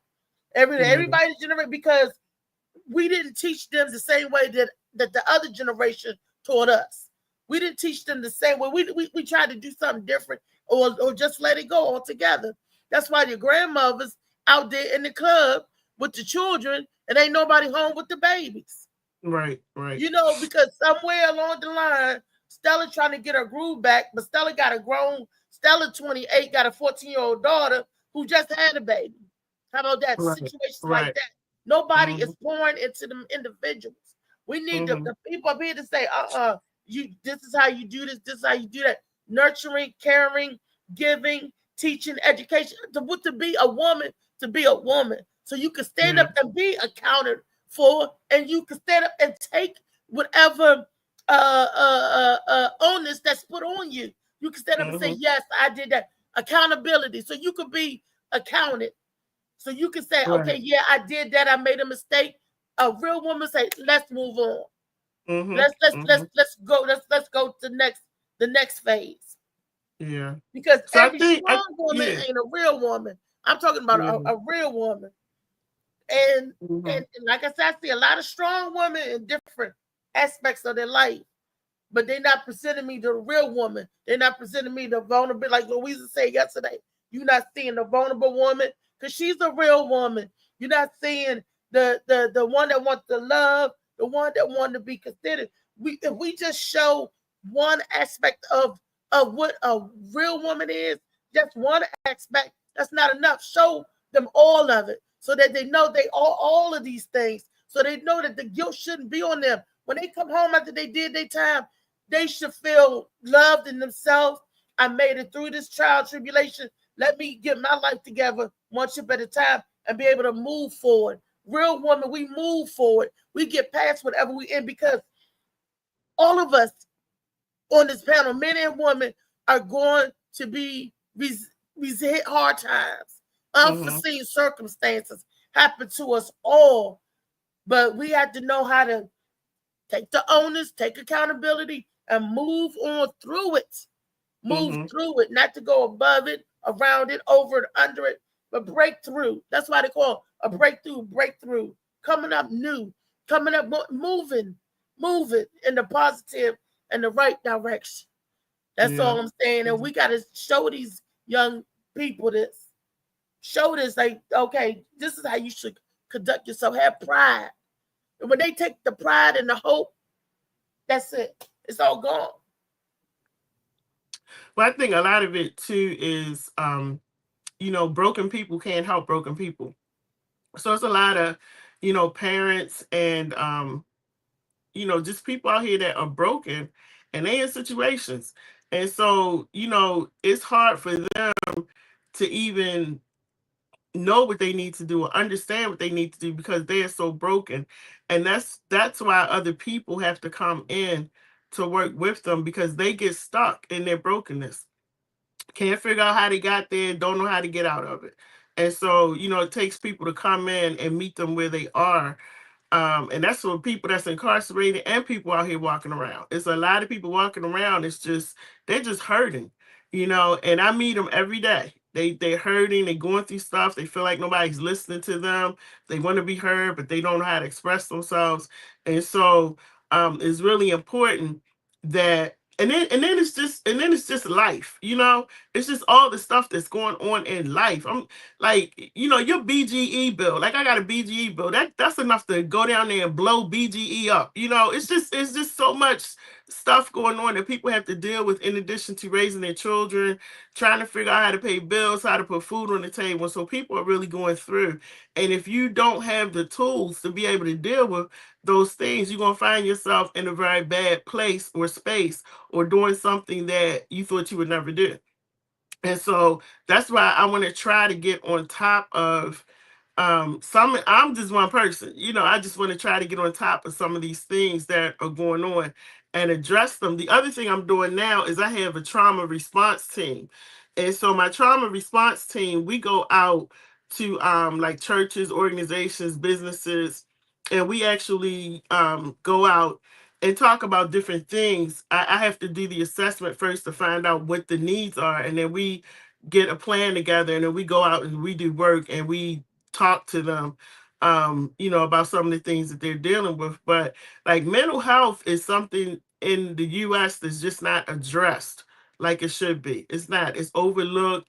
You see a lot of homelessness, and a lot of these people are homeless because their mental health issues were not addressed, and so it's a really big thing that we got to start talking about, even on shows like this, talking about mental health. Nobody wants to talk about it because it's not funny, it might not bring in a lot of views or clicks or likes, but it's real, it's very real.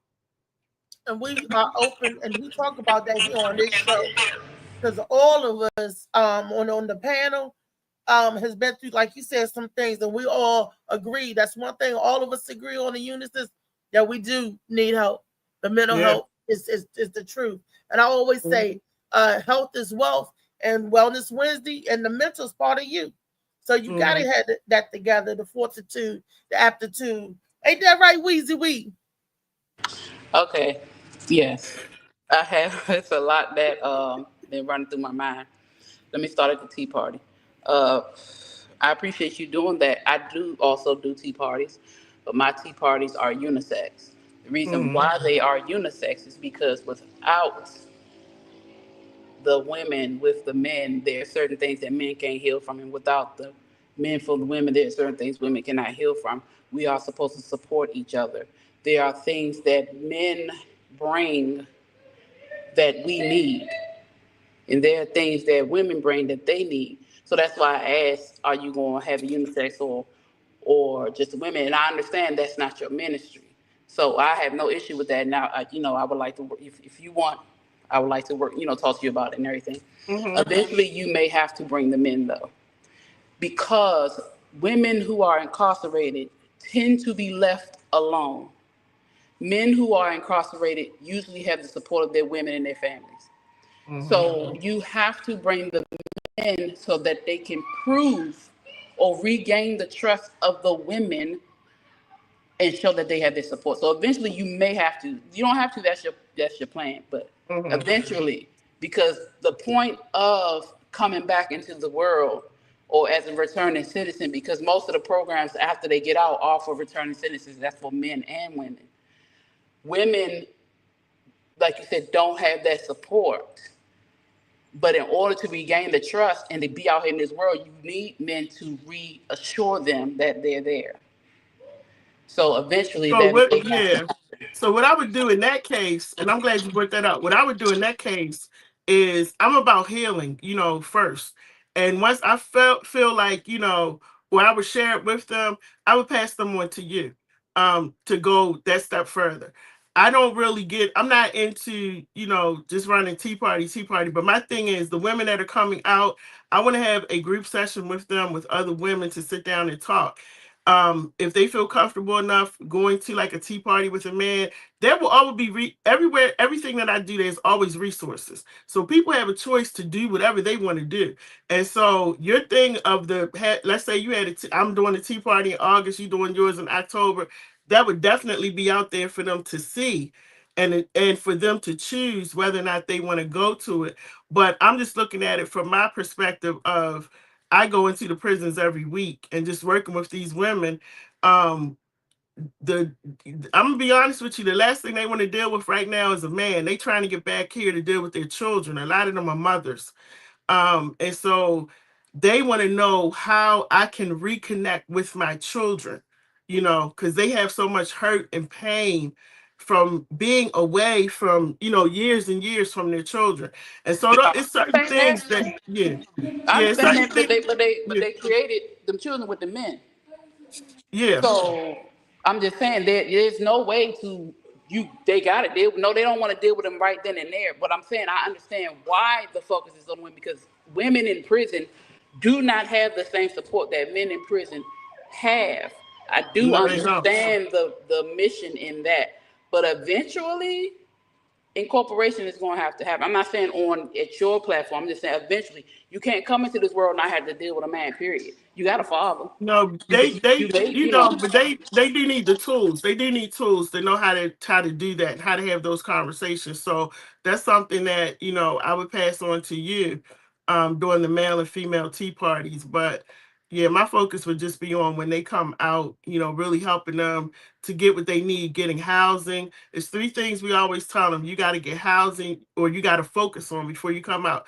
That's housing, where your children are going to be, and how are you going to pay your bills. Those are three things that all of our organizations talk about. And so we have a network that we all work in.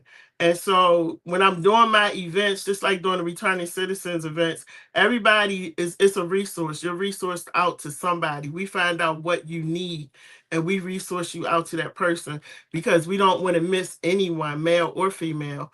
But I would definitely, if you're doing a tea party for men and women, I would definitely offer that to them. If they want to go to it, it's up to them. But these are the resources that I need to know about, so I can put it out there for them when something is coming up. This is available if you want to go to it. So I'll definitely connect with you. Yeah, because it's I like when you said the housing, how to reconnect with the children. What else you say? Oh, the job. The job, yeah. In the midst of that too, is there therapeutic services offered? Because if you don't have those therapeutic services, which is the therapy, the counseling, the group stuff, you're not gonna keep your job. You ain't gonna be able to pay your rent to keep your house, and your kids might be gone again.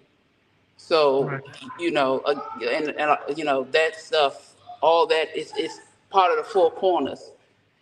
Well, the great thing about it now is that, like when we go to court, the great thing that I love now is one of the stipulations for you coming home. Like, you can't just come home and you can't just walk out the door like you used to. One of the stipulations is that there has to be a mental health, what type of mental health training, or are you getting teaching? What are you getting? All of that has to be down on paper. So they have a whole between the judge, myself, the attorney, there's a whole program that's worked out for them before they come out of that jail. And so that's the really good thing that's going on now. So they make sure that all of that's in place, and they're taught, about getting a job, how to do resumes.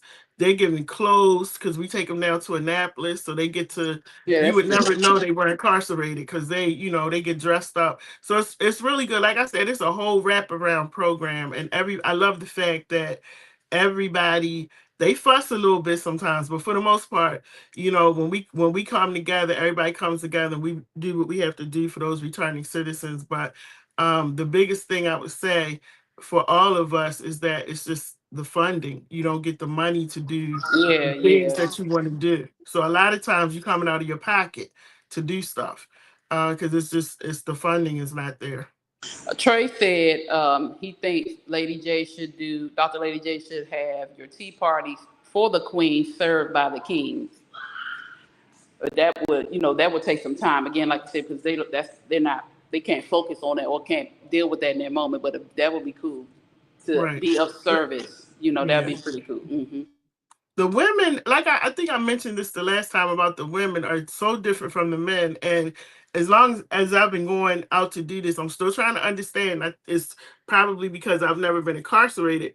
But even in doing these events, the women are not really open to, these award ceremonies, because they will tell you they don't feel like they deserve it. It's like sometimes I feel like I'm in a fist fight trying to get them to say, listen, all you got to do is come, show up, bring your family. So, but the men will jump on it, the women don't. And that's why I say with the women, I have to move really slow, because they have so much bottled up inside of them. It's guilt. That I have to move very slow, and I move at their pace. I do, even in group sessions, I might go in there to talk about one thing. They got so much going on, they want to talk about something else. So the women are totally different from the men. Like it's more work. I love it. I love working with them, but sometimes I don't understand it, so I have to move a little bit slower to help them to tell them to help me to understand what it is, you know, that they need and what they're going through. Because the one thing I don't want to do is be insensitive and say, okay, we're going to do this and we're going to do that, blah, blah, blah. I don't want to do that. So I really go at their pace. But like I said, the men are totally different. The men are usually open to a lot of stuff, you know, but like I said, they have a lot of support when they come out. And while they're in, they very abandoned. That's what the issue is. Right. Abandonment is the problem. Yeah. I'm gonna have to wrap it up, ladies. This was a good talk.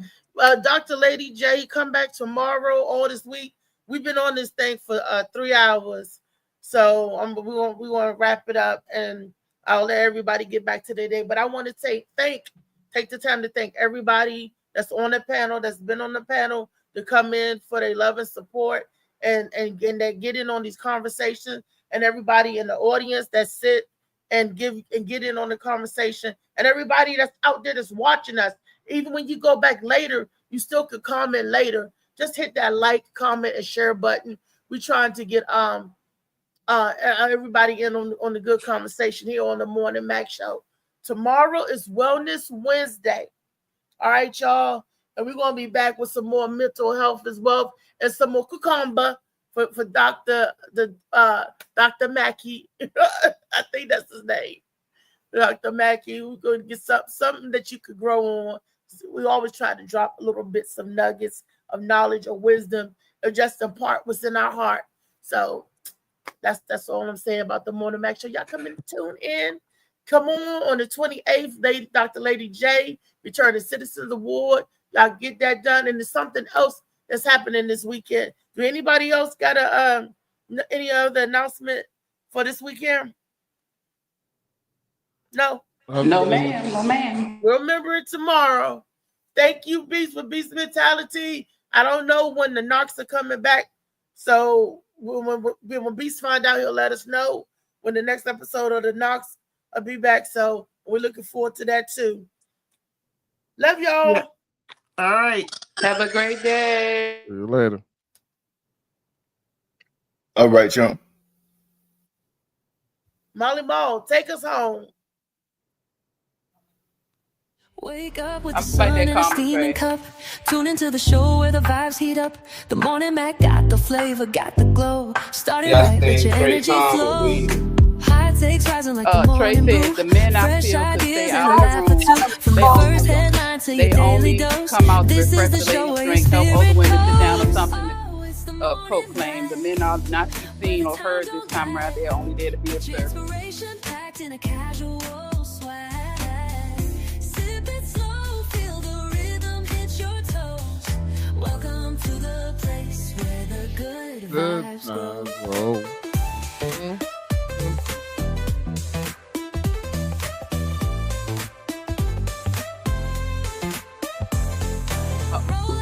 Trey, I'm a call. The Mac got the groove, keeping you in stride. No snooze, just choose to wake up bold.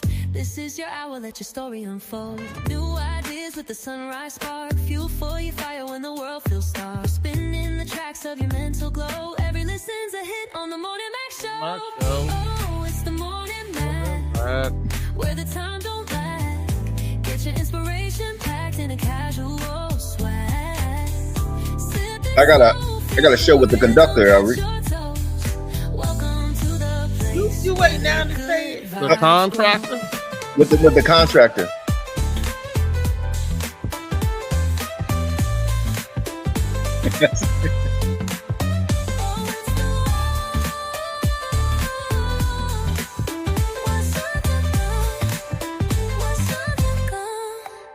New ideas with the sunrise spark. Fuel for your fire when the world feels stark. We're spinning the tracks of your mental glow. Every listen's a hit on the Morning Mac Show. Oh, it's the Morning Mac, where the time don't lag. Get your inspiration packed in a casual swag. Sip it slow, feel the rhythm hit your toes.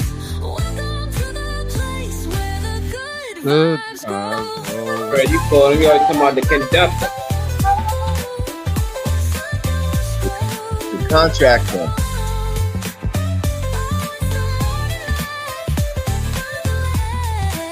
No, my I had a football coach called the conductor. That's why I keep going. Welcome to the place where the good vibes grow. Roll out of bed, bring your dreams alive. The Mac got the groove, keeping you in stride. No snooze, just choose to wake up bold. This is your hour, let your story unfold.